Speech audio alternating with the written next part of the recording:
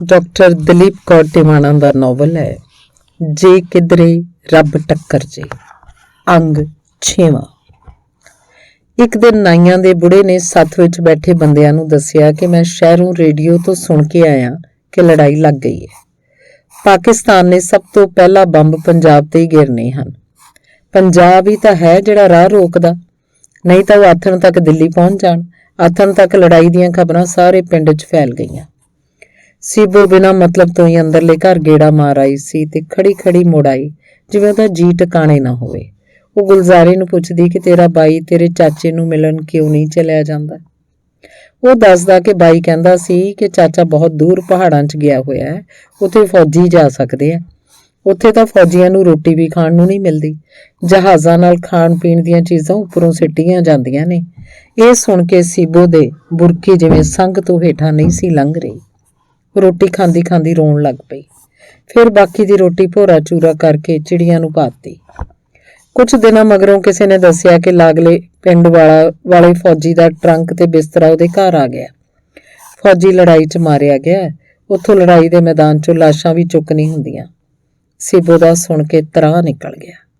ਉਹਨੇ ਸ਼ਹੀਦਾਂ ਦੀ ਮੱਟੀ ਤੇ ਪੀਰ ਦੇ ਮਜ਼ਾਰ ਤੇ ਫਿਰ ਗੁਰਦੁਆਰੇ ਜਾ ਕੇ ਅਨੇਕਾਂ ਸੁੱਖਣਾ ਸੁੱਖੀਆਂ ਕਿ ਬਚਣਾ ਸੁੱਖੀ ਸਾਂਦੀ ਘਰ ਆ ਜਾਵੇ। ਇੱਕ ਦਿਨ ਕੋਠੇ ਤੇ ਬਿੱਲੀਆਂ ਰੋਣ ਲੱਗ ਪਈਆਂ। ਉਹ ਤੁਰੰਤ ਭਜਾ ਕੇ ਆਈ। ਅੱਗੋਂ ਨਿੱਤ ਨਹਾ ਕੇ ਕੱਪੜੇ ਬਦਲ ਲੈਂਦੀ ਸੀ ਤੇ ਗਲ ਵਾਲੇ ਕੱਪੜੇ ਧੋ ਕੇ ਸੁੱਕਣੇ ਪਾ ਦਿੰਦੀ, ਪਰ ਹੁਣ ਉਹ ਕਈ ਦਿਨ ਉਹੀ ਕੱਪੜੇ ਪਾਈ ਰੱਖਦੀ। ਇੱਕ ਦਿਨ ਉਹਨੇ ਲੰਬੜਦਾਰਾਂ ਦੇ ਘਰ ਜਾ ਕੇ ਲੰਬੜਦਾਰਨੀ ਨੂੰ ਮਿੰਨਤ ਵਾਂਗ ਆਖਿਆ ਕਿ ਆਖਦੇ ਨੇ ਤੁਹਾਡੇ ਘਰ ਤਾਂ ਬੈਟਰੀ ਵਾਲਾ ਰੇਡੀਓ ਹੈਗਾ ਤੇ ਲੜਾਈ ਦਾ ਪਤਾ ਸਤਾ ਰੱਖਿਆ ਕਰੋ ਵੀ ਸਭ ਠੀਕ ਠਾਕ ਹੈ। ਲੰਬੜਦਾਰਨੀ ਕਹਿ ਰਹੀ ਸੀ ਲੜਾਈਆਂ ਵਿੱਚ ਵੀ ਕੋਈ ਸੁੱਖ ਸਾਂਦ ਹੁੰਦੀ ਹੈ, ਭਲਾ ਕੋਈ ਭਾਗਾਂ ਵਾਲਾ ਹੀ ਬਚ ਕੇ ਆਉਂਦਾ ਹੈ। ਇੰਨਾ ਚੰਗਾ ਹੈ ਕਿ ਸਰਕਾਰ ਘਰ ਵਾਲੇ ਨੂੰ ਪਿਲਸ਼ਨ ਤਾਂ ਲਾ ਦਿੰਦੀ ਹੈ। ਉਹਦੀ ਗੱਲ ਸੁਣ ਕੇ ਸੀਬੋ ਨਹੀਂ ਪੈਰੀ ਮੁੜ ਆਈ। ਉਹਨੂੰ ਲੱਗਿਆ ਕਿ ਅੱਗ ਲੱਗੇ ਅਜੇ ਪਿਲਸ਼ਨ ਨੂੰ, ਇਦੋਂ ਦਾ ਬੰਦਾ ਇੱਕ ਡੰਗ ਖਾ ਲਵੇ, ਪਰ ਬੰਦੇ ਨੂੰ ਕੁਛ ਨਾ ਹੋਵੇ, ਰੱਬ ਸਾਂਭੇ, ਕੀੜੇ ਪੈਣ ਇਹਨਾਂ ਲੜਾਈਆਂ ਲਾਉਣ ਵਾਲਿਆਂ ਨੂੰ। ਸੋਚਦੀ ਉਹ ਘਰ ਪਰਤ ਆਈ। ਉਹਨੂੰ ਅੱਜ ਰੋਟੀ ਖਾਣੀ ਯਾਦ ਹੀ ਨਹੀਂ ਸੀ ਰਹੀ। ਗੁਲਜ਼ਾਰਾ ਸਕੂਲੋਂ ਆ ਗਿਆ ਸੀ। ਉਹਨੇ ਉਹਨੂੰ ਦੁੱਧ ਨਾਲ ਇੱਕ ਪਿੰਨੀ ਦੇ ਦਿੱਤੀ। ਪਿੰਨੀਆਂ ਉਹਦੀ ਮਾਂ ਨੇ ਭੇਜੀਆਂ ਸੀ। ਚਿੰਤਾ ਬਚਨੇ ਦੀ ਸਾਧੂ ਨੂੰ ਵੀ ਰਹਿੰਦੀ ਸੀ। ਨਾਲ ਹੀ ਉਹਨੂੰ ਸੀਬੋ ਦਾ ਖਿਆਲ ਆ ਜਾਂਦਾ। ਕਈ ਵਾਰੀ ਸਾਧੂ ਦਾ ਜੈਕੁਰ ਨੂੰ ਆਖਣ ਨੂੰ ਮਨ ਕਰਦਾ ਕਿ ਸੀਬੋ ਨੂੰ ਅੰਦਰਲੇ ਘਰ ਹੀ ਲੈ ਆਵੇ, ਉੱਥੇ ਇਕੱਲੀ ਦਾ ਮਨ ਕਿਵੇਂ ਲੱਗਦਾ ਹੋਊ, ਪਰ ਫਿਰ ਉਹ ਝੱਕ ਜਾਂਦਾ ਕਿ ਜੈਕੁਰ ਪਤਾ ਨਹੀਂ ਕੀ ਸੋਚੇ। ਮਹੀਨਾ ਹੋ ਗਿਆ ਸੀ ਲੜਾਈ ਲੱਗੀ ਨੂੰ। ਰਾਤ ਨੂੰ ਘੂੰ ਘੂੰ ਕਰਦੇ ਜਹਾਜ਼ ਕਦੇ ਇੱਧਰ ਨੂੰ ਜਾਂਦੇ ਕਦੇ ਉੱਧਰ ਨੂੰ ਭੱਜੇ ਫਿਰਦੇ ਸਨ। ਸੀਬੋ ਨੂੰ ਲੱਗਦਾ ਖਬਰੇ ਸਾਡੇ ਜਹਾਜ਼ ਫੌਜੀਆਂ ਲਈ ਸਮਾਨ ਲਈ ਜਾਂਦੇ ਨੇ ਜਾਂ ਖਬਰੇ ਦੁਸ਼ਮਣ ਦੇ ਜਹਾਜ਼ ਸੂਹਾਂ ਲੈਂਦੇ ਫਿਰਦੇ ਨੇ। ਇੱਕ ਦਿਨ ਨਾਈਆਂ ਦੀ ਬੁੜੀ ਸੀਬੋ ਕੋਲੋਂ ਗੰਢੇ ਮੰਗਣ ਆ ਗਈ ਤੇ ਆਪ ਹੀ ਦੱਸਣ ਲੱਗੀ, ਅੱਗੇ ਤੁਹਾਡਾ ਬਾਬਾ ਜੀ ਸ਼ਹਿਰੋਂ ਗੰਢੇ ਲੈ ਆਉਂਦਾ ਸੀ, ਪਰ ਹੁਣ ਤਾਂ ਸ਼ਹਿਰ ਵੀ ਗੰਢਿਆਂ ਦੇ ਭਾਅ ਨੂੰ ਅੱਗ ਲੱਗੀ ਹੋਈ ਆ, ਲੜਾਈ ਲੱਗੀ ਹੋਣ ਕਰਕੇ। ਉਹੀ ਲੜਾਈ ਦੇ ਨਾਂ ਤੇ ਹਰ ਚੀਜ਼ ਮਹਿੰਗੀ ਕਰ ਦਿੱਤੀ ਜਾਂਦੀ ਹੈ। ਇਹਨਾਂ ਹੱਟੀ ਵਾਲਿਆਂ ਨੂੰ ਕੋਈ ਨਾ ਕੋਈ ਨਵਾਂ ਬਹਾਨਾ ਚਾਹੀਦਾ ਹੁੰਦਾ ਹੈ। ਹਾਂ ਅੰਮਾ ਜੀ, ਲੜਾਈ ਹਟੇ ਤਾਂ ਸਭ ਨੂੰ ਸੁੱਖ ਦਾ ਸਾਹ ਆਵੇ। ਗੰਢੇ ਉਹਦੇ ਪੱਲੇ 'ਚ ਪਾਉਂਦੀ ਹੋਈ ਸੀਬੋ ਬੋਲੀ, ਇਹ ਤਾਂ ਠੀਕ ਹੈ ਧੀਏ, ਪਰ ਦੁਨੀਆ 'ਚ ਜਿੰਨੇ ਪਾਪ ਵਧੇ ਹੋਏ ਨੇ, ਰੱਬ ਨੇ ਦੁਨੀਆ ਵੀ ਤਾਂ ਘਟਾਉਣੀ ਹੋਈ ਕਿਸੇ ਨਾ ਕਿਸੇ ਬਹਾਨੇ, ਬੁੜੀ ਨੇ ਕਿਹਾ। ਪਰ ਅੰਮਾ ਰੱਬ ਇਹ ਨਹੀਂ ਜਾਣਦਾ ਕਿ ਇੱਕ ਬੰਦੇ ਦੇ ਮਰਨ ਨਾਲ ਸਾਰਾ ਪਰਿਵਾਰ ਹੀ ਉੱਜੜ ਜਾਂਦਾ। ਸੀਬੋ ਨੇ ਕਿਹਾ, ਪਰ ਧੀਏ ਸਭ ਸਾਡੇ ਕਰਮਾਂ ਦੇ ਫਲ ਨੇ, ਰੱਬ ਨੂੰ ਅਸੀਂ ਉਂਝ ਹੀ ਦੋਸ਼ ਦੇਈ ਜਾਂਦੇ ਹਾਂ। ਆਖਦੀ ਬੁੜੀ ਬਾਹਰ ਲੰਘ ਗਈ। ਸੀਬੋ ਨੂੰ ਸਮਝ ਨਹੀਂ ਸੀ ਲੱਗਦੀ ਕਿ ਉਹਦੇ ਦਿਲ ਨੂੰ ਕਾਹਲੀ ਕਿਉਂ ਪਈ ਰਹਿੰਦੀ ਸੀ। ਉਹਦੀ ਰੂਹ ਜਿਵੇਂ ਬਚਨੇ ਦੇ ਨਾਲ ਨਾਲ ਤੁਰੀ ਫਿਰਦੀ ਸੀ। ਉਹਨੂੰ ਬਚਨੇ ਦੀਆਂ ਗੱਲਾਂ ਯਾਦ ਆਉਂਦੀਆਂ। ਅਖੇ ਸੀਬੋ ਅਗਲੀ ਛੁੱਟੀ 'ਚ ਆਪਾਂ ਅੰਬਰਸਰ ਚੱਲਾਂਗੇ, ਤੂੰ ਦੇਖੀ ਉੱਥੇ ਪਾਣੀ ਦੇ ਵਿੱਚ ਸੋਨੇ ਦਾ ਬਣਿਆ ਗੁਰਦੁਆਰਾ ਉਸੇ ਤਰ੍ਹਾਂ ਖੜਾ ਹੈ। ਕਈ 100 ਸਾਲ ਹੋ ਗਏ ਨੇ ਬਣੇ ਨੂੰ। ਫਿਰ ਮਨ ਹੀ ਮਨ ਸੀਬੋ ਇੱਕ ਵੱਡੇ ਸਾਰੇ ਸਰੋਵਰ 'ਚ ਸੋਨੇ ਦੇ ਗੁਰਦੁਆਰੇ ਨੂੰ ਦੇਖਦੀ ਤੇ ਨਮਸਕਾਰ ਕਰਦੀ ਤੇ ਹੈਰਾਨ ਵੀ ਹੁੰਦੀ ਕਿ ਰੱਬ ਕੀ ਨਹੀਂ ਕਰ ਸਕਦਾ। ਗੁਰਦੁਆਰਾ ਪਾਣੀ 'ਚ ਵੀ ਖੜਾ ਹੈ, ਪਰ ਉਹਨੂੰ ਬਚਨੇ ਦੀ ਗੱਲ ਯਾਦ ਆਉਂਦੀ ਜਿਹੜਾ ਆਖਦਾ ਸੀ ਕਿ ਆਪਾਂ ਆਪਣੇ ਬੱਚਿਆਂ ਦੇ ਨਾਂ ਸੋਹਣੇ ਸੋਹਣੇ ਰੱਖਾਂਗੇ। ਸਾਡੇ ਸਾਹਿਬ ਜੀ ਦੀ ਬੇਟੀ ਦਾ ਨਾਮ ਮੰਨਤ ਹੈ, ਅਸੀਂ ਵੀ ਆਪਣੀ ਬੇਟੀ ਦਾ ਨਾਮ ਮੰਨਤ ਤੇ ਬੇਟੇ ਦਾ ਨਾਮ ਜਸਬੀਰ ਰੱਖਾਂਗੇ। ਸੀਬੋ ਨੇ ਬਚਨੇ ਨੂੰ ਹੱਸ ਕੇ ਕਿਹਾ ਸੀ, ਬੱਚੇ ਹਾਲੇ ਹੋਏ ਨਹੀਂ ਤੇ ਨਾ ਪਹਿਲਾਂ ਹੀ ਰੱਖ ਰਿਹਾ।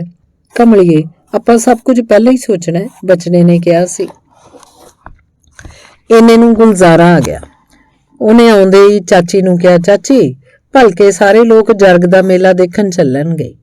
मैं बेबे नाल नहीं जाना, मैं तो तेरे नाल चलूंगा। नहीं गुलजारे, तू बेबे नाल ही चलिया जाई, मेरा नहीं किते जाण नूं चित्त करदा, मैं तैनूं पैसे खर्चण नूं दे दूंगी। चाची ਜਦੋਂ मैं अंदरले घर जाना ਤਾਂ मिल्खा आख ਦਿੰਦਾ है कि जा अपनी चाची ਦੇ घर, ਸਾਡੇ घर की करना है। ਤੇ ਜਦੋਂ ਚਾਚਾ ਆਏਗਾ ਜਿਹੜੀਆਂ ਚੀਜ਼ਾਂ ਉਹ ਲਿਆਊਗਾ ਆਪਾਂ ਵਿੱਚੋਂ ਮਿਲਖੇ ਨੂੰ ਨਹੀਂ ਦੇਣੀਆਂ। ਸਭ ਤੋਂ ਪਹਿਲੀ ਵਾਰੀ ਜਦੋਂ ਚਾਚਾ ਛੁੱਟੀ ਆਇਆ ਸੀ ਤਦ ਕਿੰਨੀਆਂ ਸਾਰੀਆਂ ਰਿਓੜੀਆਂ, ਗੱਚਕਾਂ, ਮੂੰਗਫਲੀਆਂ ਤੇ ਕਿੰਨੇ ਸਾਰੇ ਪੈਸੇ ਮੇਰੇ ਬਾਈ ਨੂੰ ਲਿਆ ਕੇ ਦਿੱਤੇ ਸੀ। ਪਰ ਐਤਕੀ ਉਹ ਛੇਤੀ ਮੁੜ ਗਿਆ। ਤੂੰ ਚਿੱਠੀ ਪਾ ਦੇ ਵੀ ਛੇਤੀ ਛੇਤੀ ਛੁੱਟੀ ਆਵੇ, ਫਿਰ ਆਪਾਂ ਤਿੰਨੇ ਸ਼ਹਿਰ ਚੱਲਾਂਗੇ, ਦਰਬਾਰੇ ਨੂੰ ਨਹੀਂ ਲੈ ਕੇ ਜਾਣਾ, ਗੁਲਜ਼ਾਰਾ ਕਹਿ ਰਿਹਾ ਸੀ। ਸੀਬੋ ਦੀਆਂ ਗੱਲਾਂ ਸੁਣ ਕੇ ਹੱਸ ਪਈ। ਫਿਰ ਪੁੱਛਣ ਲੱਗੀ ਕਿ ਗੁਲਜ਼ਾਰੇ, ਤੈਨੂੰ ਚਾਚਾ ਕਿੰਨਾ ਯਾਦ ਆਉਂਦਾ? ਗੁਲਜ਼ਾਰੇ ਨੇ ਦੋਹੇ ਬਾਹਾਂ ਫੈਲਾ ਕੇ ਕਿਹਾ ਕਿ ਇੰਨਾ ਸਾਰਾ। ਇਹ ਦੇਖ ਕੇ ਸੀਬੋ ਨੇ ਗੁਲਜ਼ਾਰੇ ਨੂੰ ਗਲ ਨਾਲ ਲਾ ਲਿਆ। ਦਿਨ ਲੰਘਦੇ ਜਾ ਰਹੇ ਸਨ। ਬਚਨੇ ਦੀ ਸੁੱਖ ਸਾਂਦ ਦਾ ਕੋਈ ਪਤਾ ਨਹੀਂ ਸੀ ਆ ਰਿਹਾ। ਜਿਉਂ-ਜਿਉਂ ਲੜਾਈ ਦੀਆਂ ਖਬਰਾਂ ਆਉਂਦੀਆਂ ਲੋਕਾਂ ਦੇ ਮਨਾਂ 'ਚ ਹਲਚਲ ਮਚ ਜਾਂਦੀ। ਜਿਨ੍ਹਾਂ ਘਰਾਂ ਦੇ ਮੁੰਡੇ ਫੌਜ 'ਚ ਸਾਨੂੰ ਆਥਣ ਸਵੇਰ ਰੇਡੀਓ ਦੀਆਂ ਖਬਰਾਂ ਨੂੰ ਕੰਨ ਲਾਈ ਰੱਖਦੇ। ਸੀਬੋ ਦੇ ਤਾਂ ਜਿਵੇਂ ਭਾਅ ਦੀ ਬਣ ਗਈ। ਇੱਕ ਦਿਨ ਸੀਬੋ ਬੀਹੀ 'ਚ ਬੈਠੀ ਅੰਮਾ ਬਿਸ਼ਨੀ ਨੂੰ ਆਖ ਰਹੀ ਸੀ, ਬੇਬੇ ਲੜਾਈ ਲੱਗੀ ਪਈ ਆ, ਆਪਾਂ ਕੀ ਕਰਾਂਗੇ? ਅੰਮਾ ਬਿਸ਼ਨੀ ਆਖਣ ਲੱਗੀ, ਤੇਰਾ ਬਚਨਾ ਕੱਲਾ ਤਾਂ ਨਹੀਂ ਗਿਆ, ਆ ਮੇਰਾ ਸ਼ੇਰੂ ਵੀ ਤਾਂ ਗਿਆ ਹੋਇਆ। ਪਿੰਡ 'ਚ ਕਈ ਹੋਰ ਮਾਵਾਂ ਦੇ ਪੁੱਤ ਵੀ ਗਏ ਹੋਏ ਨੇ। ਰੱਬ ਤਾਂ ਹਰ ਥਾਂ ਹਾਜ਼ਰ ਨਾਜ਼ਰ ਹੈ। ਜਿਹਦੀ ਵਧੀ ਹੁੰਦੀ ਆ ਉਹ ਗੋਲੀਆਂ ਮੂਹਰੋਂ ਵੀ ਬਚ ਕੇ ਨਿਕਲ ਜਾਂਦਾ। ਤੇ ਤੂੰ ਚਿੰਤਾ ਨਾ ਕਰ, ਬਾਵੇ ਗਿਆਨਦਾਸ ਤੇ ਸਿੱਧਾ ਦੇ ਆਈ। ਵੀਰਵਾਰ ਨੂੰ ਖੂਹ ਤੇ ਖਵਾਜੇ ਪੀਰ ਦਾ ਦੀਵਾ ਡੰਗ ਆਈ ਤੇ ਸ਼ਹੀਦਾਂ ਦੀ ਸੁੱਖ ਲਈ ਤੇ ਬਾਬੇ ਬੁਰਜ ਤੇ ਘਿਓ ਦਾ ਦੀਵਾ ਡੰਗ ਆਈ। ਅੰਮਾ ਬਿਸ਼ਨੀ ਦੀਆਂ ਗੱਲਾਂ ਚੁੱਪਚਾਪ ਸੁਣ ਕੇ ਉਹ ਕਾਲੀ ਕਾਲੀ ਬਾਹਰਲੇ ਘਰ ਨੂੰ ਮੁੜ ਆਈ। ਫਿਰ ਗੁਲਜ਼ਾਰੇ ਨੂੰ ਪੁੱਛਣ ਲੱਗੀ, ਤੇਰਾ ਚਾਚਾ ਕਦੋਂ ਆਊਗਾ? ਭਾਵੇਂ ਉਹਨੂੰ ਪਤਾ ਸੀ ਕਿ ਗੁਲਜ਼ਾਰੇ ਨੂੰ ਭਲਾ ਇਸ ਬਾਰੇ ਕੀ ਪਤਾ ਹੈ। ਫਿਰ ਆਪੇ ਆਖਣ ਲੱਗੀ, ਗੁਲਜ਼ਾਰੇ ਜੇ ਤੂੰ ਥੋੜਾ ਜਿਹਾ ਵੱਡਾ ਹੁੰਦਾ ਤਾਂ ਆਪਾਂ ਗੱਡੀ ਚੜ੍ਹ ਕੇ ਜਿੱਥੇ ਲੜਾਈ ਲੱਗੀ ਹੋਈ ਆ ਉੱਥੇ ਜਾ ਕੇ ਤੇਰੇ ਚਾਚੇ ਨੂੰ ਮਿਲ ਆਉਂਦੇ। ਇੱਕ ਦਿਨ ਸੀਬੋ ਨੇ ਝਕਦੀ ਨੇ ਬੇਬੇ ਨੂੰ ਆਖਿਆ, ਬਾਈ ਜੀ ਨੂੰ ਆਖ ਸ਼ਹਿਰ ਜਾ ਕੇ ਪਤਾ ਕਰਨ ਵੀ ਲੜਾਈ ਕਾਹਤੋਂ ਹੋ ਰਹੀ ਹੈ। ਲੈ, ਉਹ ਕਿਸੇ ਨੂੰ ਕੀ ਪਤਾ ਲੜਾਈ ਕਾਹਤੋਂ ਹੋ ਰਹੀ ਹੈ? ਬਸ ਉਹੀ ਉੱਪਰੋਂ ਸਰਕਾਰ ਹੁਕਮ ਕਰਕੇ ਫੌਜਾਂ ਨੂੰ ਲੜਨ ਲਈ ਭੇਜ ਦਿੰਦੀ ਹੈ ਤੇ ਦੂਜੇ ਪਾਸੇ ਦੀਆਂ ਫੌਜਾਂ ਵੀ ਆ ਜਾਂਦੀਆਂ ਨੇ। ਫਿਰ ਆਖਦੇ ਨੇ ਇੱਕ ਦੂਜੇ ਨੂੰ ਗੋਲੀਆਂ ਨਾਲ, ਤੋਪਾਂ ਨਾਲ, ਬੰਬਾਂ ਨਾਲ ਮਾਰੀ ਜਾਂਦੇ ਨੇ। ਜਦੋਂ ਢੇਰਾਂ ਦੇ ਢੇਰ ਲੋਥਾਂ ਦੇ ਲੱਗ ਜਾਂਦੇ ਨੇ, ਵੱਡੇ ਕੱਟੇ ਸਹਿਕਦੇ ਫੌਜੀਆਂ ਨੂੰ ਉੱਪਰੋਂ ਹੁਕਮ ਆ ਜਾਂਦਾ ਕਿ ਬਸ ਕਰੋ ਤਾਂ ਬਸ ਕਰਦੇ। ਜਾਨੀ ਭਾਈ, ਮੈਨੂੰ ਤਾਂ ਕਦੇ ਸਮਝ ਨਹੀਂ ਆਈ ਵੀ ਲੜਾਈਆਂ ਕਾਹਦੇ ਲਈ ਲੜੀਆਂ ਜਾਂਦੀਆਂ ਨੇ। ਪਿੰਡ 'ਚ ਭਲਾ ਕਿਸੇ ਖੇਤ ਵੱਟ ਖਾਤਰ, ਕਿਸੇ ਲੈਣ ਦੇਣ ਖਾਤਰ, ਕਿਸੇ ਦੁਸ਼ਮਣੀ ਖਾਤਰ ਲੜਾਈ ਹੋ ਵੀ ਜਾਂਦੀ ਹੈ, ਪਰ ਇੰਨੇ ਜ਼ਿਆਦਾ ਫੌਜੀ ਇਕੱਠੇ ਹੋ ਕੇ ਕਿਸੇ ਨੂੰ ਮਾਰਨ ਤੁਰ ਪੈਣ, ਇਹ ਗੱਲ ਮੈਨੂੰ ਕਦੇ ਸਮਝ ਨਹੀਂ ਆਈ। ਜੈਕੁਰ ਬੋਲੀ।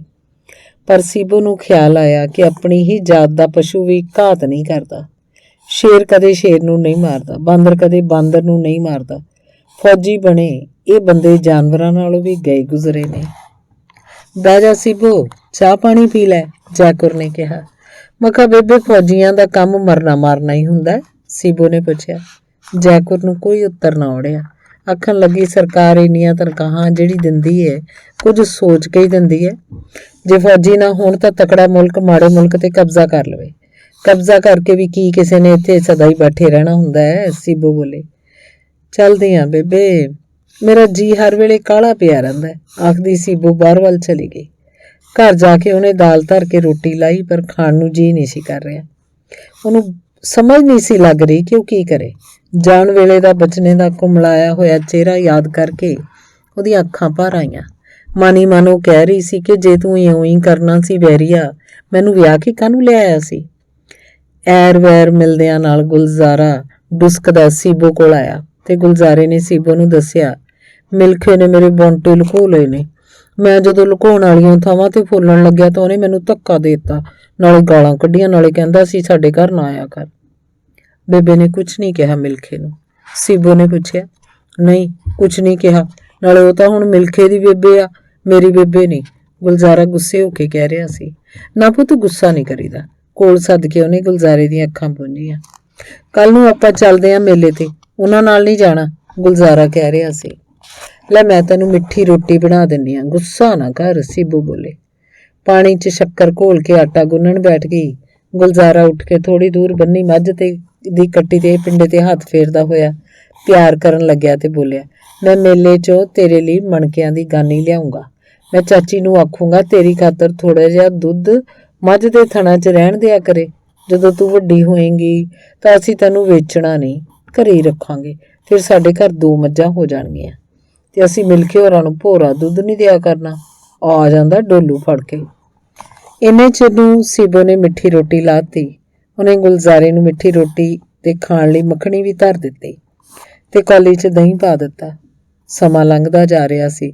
ਸੱਥ 'ਚ ਬੈਠੇ ਲੋਕ ਲੜਾਈ ਬਾਰੇ ਤਰ੍ਹਾਂ ਤਰ੍ਹਾਂ ਦੀਆਂ ਗੱਲਾਂ ਕਰਦੇ ਸਨ।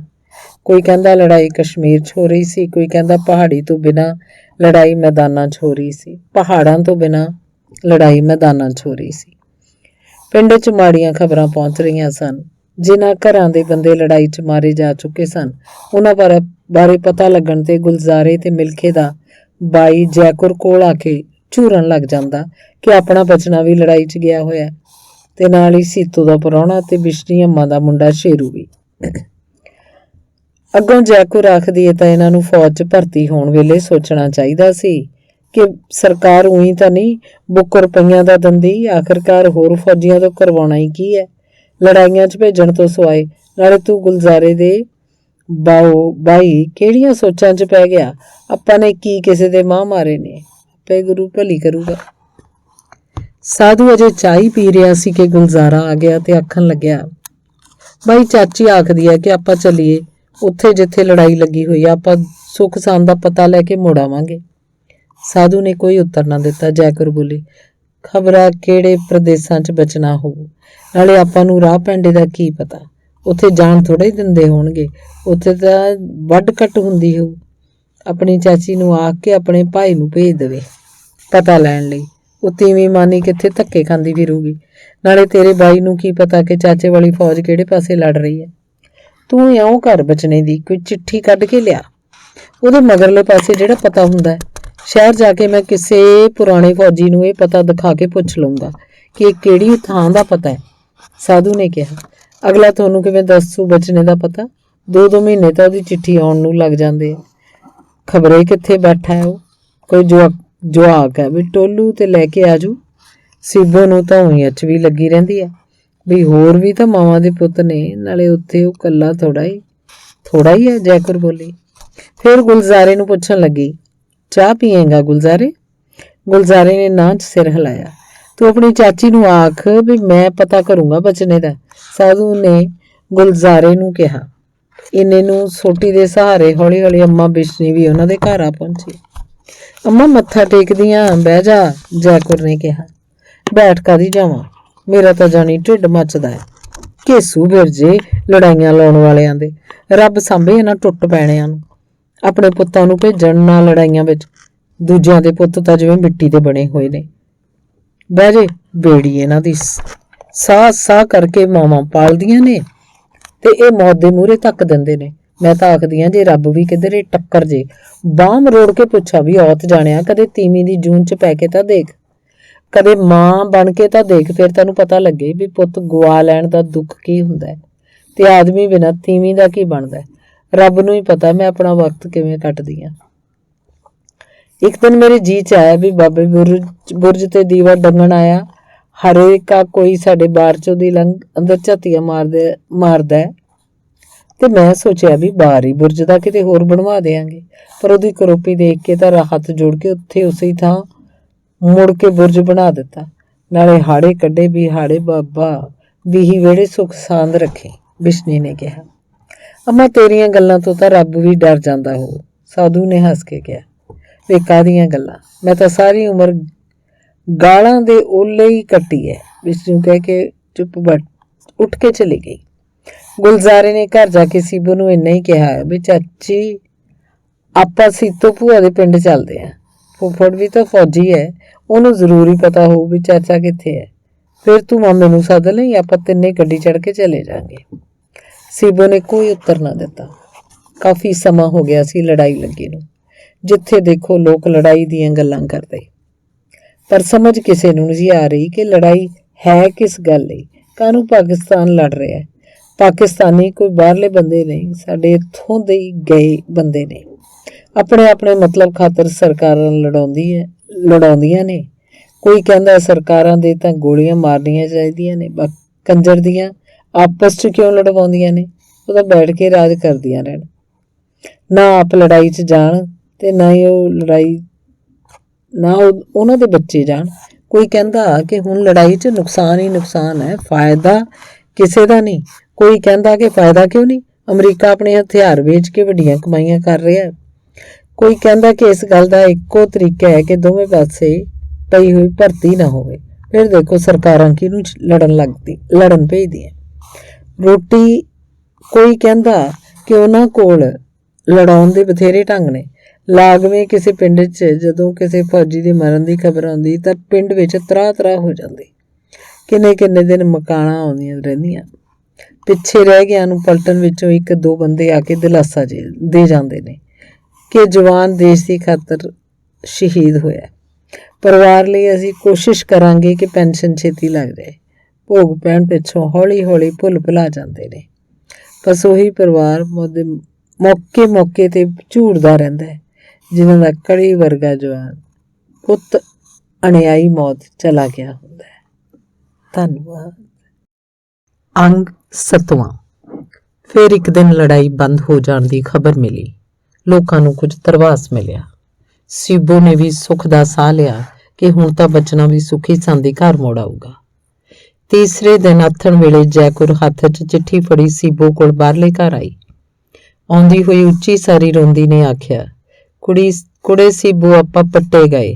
ਹੁਣੇ 2 ਫੌਜੀ ਚਿੱਠੀ ਲੈ ਕੇ ਆਏ ਨੇ, ਨਾਲੇ ਪੜ੍ਹ ਕੇ ਦੱਸਿਆ ਕਿ ਬਚਨਾ ਗੋਲੀ ਲੱਗਣ ਨਾਲ ਲੜਾਈ 'ਚ ਮਾਰਿਆ ਗਿਆ। ਸੀਬੋ ਨੇ ਸੁਣਦੇ ਸਾਰੀ ਲੇਰਾਂ ਮਾਰਨੀਆਂ ਸ਼ੁਰੂ ਕਰ ਦਿੱਤੀਆਂ ਤੇ ਆਪਣੀ ਛਾਤੀ ਪਿੱਟਣ ਲੱਗ ਪਈ। ਰੌਲਾ ਸੁਣ ਕੇ ਆਂਢ ਗੁਆਂਢ ਇਕੱਠਾ ਹੋਣਾ ਸ਼ੁਰੂ ਹੋ ਗਿਆ। ਜੈਕੁਰ ਨੇ ਦੋੜਾ ਭੁੰਜੇ ਵਿਛਾ ਕੇ ਆਦਮੀਆਂ ਲਈ ਬੈਠਣ ਦੀ ਥਾਂ ਬਣਾਤੀ। ਔਰਤਾਂ ਭੁੰਜੇ ਹੀ ਬੈਠ ਕੇ ਹਊ ਕਲਾਪ ਕਰਨ ਲੱਗੀਆਂ। ਬੁੜੀਆਂ 'ਚ ਬੈਠੀ ਰੋਂਦੀ ਅੰਮਾ ਬਿਸ਼ਨੀ ਨੇ ਆਪਣੀ ਛਾਤੀ ਪਿੱਟਣੀ ਸ਼ੁਰੂ ਕਰਤੀ ਤੇ ਉੱਚੀ ਲੇਰਾਂ ਮਾਰਨ ਲੱਗੀ। ਹਾਏ ਵੇ ਮੇਰਿਆ ਸ਼ੇਰਾ, ਪਤਾ ਨਹੀਂ ਉਹ ਬਚਨੇ ਨੂੰ ਰੋ ਰਹੀ ਸੀ ਜਾਂ ਆਪਣੇ ਸ਼ੇਰੂ ਦੀ ਚਿੰਤਾ ਕਰ ਰਹੀ ਸੀ। ਉੱਚੀ ਰੋਂਦੀ ਨੂੰ ਉਹਨੂੰ ਗਸ਼ ਪੈ ਗਏ। ਕੋਲ ਬੈਠੀ ਜੈਕੁਰ ਨੇ ਉੱਠ ਕੇ ਉਹਦਾ ਮੂੰਹ ਖੋਲ ਕੇ ਪਾਣੀ ਪਾਇਆ। ਘੁੱਟਕ ਪਾਣੀ ਅੰਦਰ ਨਿਗਰਨ ਤੇ ਉਹਨੂੰ ਜਿਵੇਂ ਹੋਸ਼ ਆ ਗਈ। ਫਿਰ ਉੱਚੀ ਰੋਣ ਲੱਗੀ। ਫਿਰ ਕਹਿਣ ਲੱਗੀ, ਤੁਹਾਡੇ ਕੀੜੇ ਪੈਣ ਲੜਾਈ ਲਾਉਣ ਵਾਲਿਓ, ਤੁਹਾਡੇ ਘਰਾਂ ਨੂੰ ਪੱਥਰਾਂ ਦੇ ਜੰਦੇ ਲੱਗ ਜਾਣ। ਰੱਬ ਸਾਂਭੇ ਇਹੋ ਜੀਆਂ ਨੂੰ। ਤੂੰ ਸੁੱਖੀ ਸਾਂਦੀ ਆ ਜੀ ਮੇਰਿਆ ਸ਼ੇਰਾ। ਵੇ ਤੂੰ ਬਚਨੇ ਦੀ ਖਬਰ ਲੈ ਆਈ। ਕਹੇ ਲੇਖ ਲਿਖ ਦਿੱਤੇ ਬੇਚਾਰੀ ਸੀਬੋ ਦੇ ਰੱਬ ਨੇ। ਰੱਬਾ ਆ ਕੇ ਤਾਂ ਵੇਖ। ਤੇ ਫਿਰ ਉਹਦੇ ਕੋਲ ਬੋਲ ਬਾਕੀ ਤੀਵੀਆਂ ਦੇ ਕੀਰਨਿਆਂ 'ਚ ਖੋ ਗਏ। ਜਿਹੜੇ ਫੌਜੀ ਖਬਰ ਲੈ ਆਏ ਸਨ ਉਹ ਮੁੜਨ ਲੱਗੇ ਤਾਂ ਸਾਧੂ ਨੇ ਮੂਹਰੇ ਹੋ ਕੇ ਪੁੱਛਿਆ ਕਿ ਉਹਦੀ ਲਾਸ਼ ਮਿਲ ਜੂਗੀ। ਉਹਨਾਂ ਜਵਾਬ ਦਿੱਤਾ ਕਿ ਜਿਸ ਪਹਾੜੀ ਤੇ ਇਹਨਾਂ ਦੀ ਯੂਨਿਟ ਲੜ ਰਹੀ ਸੀ ਉੱਥੋਂ ਬਰਫ਼ 'ਚੋਂ ਲਾਸ਼ਾਂ ਮਿਲਣੀਆਂ ਬਹੁਤ ਮੁਸ਼ਕਿਲ ਹੋ ਜਾਂਦੀਆਂ ਨੇ। ਬਚਨੇ ਦਾ ਨੰਬਰ ਗਲ 'ਚ ਪਾਇਆ ਕਿਸੇ ਨੂੰ ਮਿਲਿਆ ਹੀ ਨਹੀਂ। ਇਹ ਵੀ ਨਹੀਂ ਪਤਾ ਕਿ ਕਿਹੜੇ ਮਰ ਗਏ ਨੇ ਤੇ ਕਿਹੜੇ ਜਿਉਂਦੇ ਬਰਫ਼ ਹੇਠ ਦੱਬੇ ਗਏ ਨੇ। ਇਹ ਸੁਣ ਕੇ ਸਾਧੂ ਗੁੰਮ ਜਿਹਾ ਹੋ ਗਿਆ। ਇਹਦਾ ਮਤਲਬ ਹੈ ਕਿ ਆਖਰੀ ਵਾਰੀ ਅਸੀਂ ਉਹਦਾ ਮੂੰਹ ਵੀ ਨਹੀਂ ਵੇਖ ਸਕਦੇ। ਸਾਧੂ ਨੇ ਕਿਹਾ, ਬਚਨੇ ਬਾਰੇ ਖਬਰ ਲਿਆਉਣ ਵਾਲੇ ਫੌਜੀਆਂ ਨੂੰ ਕਿਸੇ ਨੇ ਵੀ ਚਾਹ ਪਾਣੀ ਨਾ ਪੁੱਛਿਆ ਤੇ ਅੱਧੇ ਘੰਟੇ ਮਗਰੋਂ ਵਾਪਸ ਫੌਜੀ ਮੋਟਰਸਾਈਕਲ ਉੱਤੇ ਮੁੜ ਗਏ। ਪਿੰਡ ਤੋਂ ਬਾਰ-ਬਾਰ ਗੁਰਦੁਆਰੇ ਦੇ ਭਾਈ ਨੇ ਉਹਨਾਂ ਨੂੰ ਹੱਥ ਦੇ ਕੇ ਰੋਕਿਆ ਤੇ ਕਿਹਾ ਕਿ ਭਾਈ ਜਵਾਨੋ, ਚਾਹ ਪਾਣੀ ਪੀ ਲਓ। ਮੋਟਰਸਾਈਕਲ ਖੜਾ ਕਰਕੇ ਦੋਵੇਂ ਜਣੇ ਗੁਰਦੁਆਰੇ ਦੇ ਅੰਦਰ ਲੰਘ ਆਏ। ਗੁਰੂ ਮਹਾਰਾਜ ਨੂੰ ਮੱਥਾ ਟੇਕ ਕੇ ਬਾਹਰ ਵਰਾਂਡੇ 'ਚ ਬੈਠ ਗਏ। 2 ਪਰੌਂਠੀਆਂ ਉੱਪਰ ਅਚਾਰ ਰੱਖ ਕੇ ਨਾਲ ਚਾਹ ਦੇ ਗਲਾਸ ਇੱਕ ਸੇਵਾਦਾਰ ਨੇ ਮੂਹਰੇ ਲਿਆ ਰੱਖੇ। ਉਹਨਾਂ ਨੇ ਉਹ ਪ੍ਰਸ਼ਾਦਾ ਛਕ ਲਿਆ। ਕੋਈ ਮਾੜੀ ਖਬਰ ਤਾਂ ਨਹੀਂ ਲਿਆਏ ਸੀ ਜਵਾਨੋ? ਭਾਈ ਜੀ ਨੇ ਪੁੱਛਿਆ। ਬਚਨਾ ਸਾਧੂ ਦਾ ਛੋਟਾ ਭਾਈ ਸ਼ਹੀਦ ਹੋ ਗਿਆ, ਇੱਕ ਜਵਾਨ ਨੇ ਦੱਸਿਆ। ਚੱਲ ਰੱਬ ਦਾ ਭਾਣਾ, ਸਭ ਨੇ ਚਲੇ ਜਾਣਾ।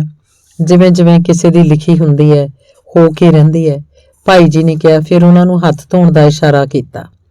ਉਹ ਸਵੇਰ ਤੋਂ ਛਾਉਣੀ ਤੋਂ ਚੱਲੇ ਹੋਏ ਸਨ, ਮਾੜੀ ਖਬਰ ਲੈ ਕੇ ਜਾ ਰਹੇ ਸਨ, ਇਸੇ ਲਈ ਰਾਹ 'ਚ ਉਹਨਾਂ ਨੇ ਕੁਝ ਖਾਧਾ ਪੀਤਾ ਨਹੀਂ ਸੀ। ਭਾਈ ਜੀ ਨੇ ਉਹਨਾਂ ਨੂੰ ਪਤਾਸਿਆਂ ਦਾ ਪ੍ਰਸ਼ਾਦ ਦਿੱਤਾ। ਪ੍ਰਸ਼ਾਦ ਖਾਣ ਤੋਂ ਬਾਅਦ ਉਹਨਾਂ ਨੇ ਭਾਈ ਜੀ ਨੂੰ ਹੱਥ ਜੋੜ ਕੇ ਫਤਿਹ ਬੁਲਾਈ ਤੇ ਮੋਟਰਸਾਈਕਲ ਤੇ ਬੈਠ ਕੇ ਆਪਣੇ ਰਾਹ ਪੈ ਗਏ। ਉਸ ਦਿਨ ਜਿਹੜਾ ਵੀ ਕੋਈ ਬਚਨੇ ਦੀ ਮੌਤ ਬਾਰੇ ਸੁਣਦਾ ਤਾਂ ਬੜਾ ਦੁੱਖ ਮਨਾਉਂਦਾ।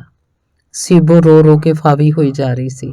ਬੈਠੀ ਫਿਰ ਇੱਕ ਪਾਸੇ ਨੂੰ ਲੁੜਕ ਗਈ, ਦੰਦਲ ਪੈ ਗਈ ਸੀ। ਉਹਦਾ ਨੱਕ ਘੁੱਟ ਕੇ ਚਮਚੇ ਦੀ ਡੰਡੀ ਨਾਲ ਮੂੰਹ ਖੋਲ ਕੇ ਪਾਣੀ ਪਾਇਆ ਗਿਆ।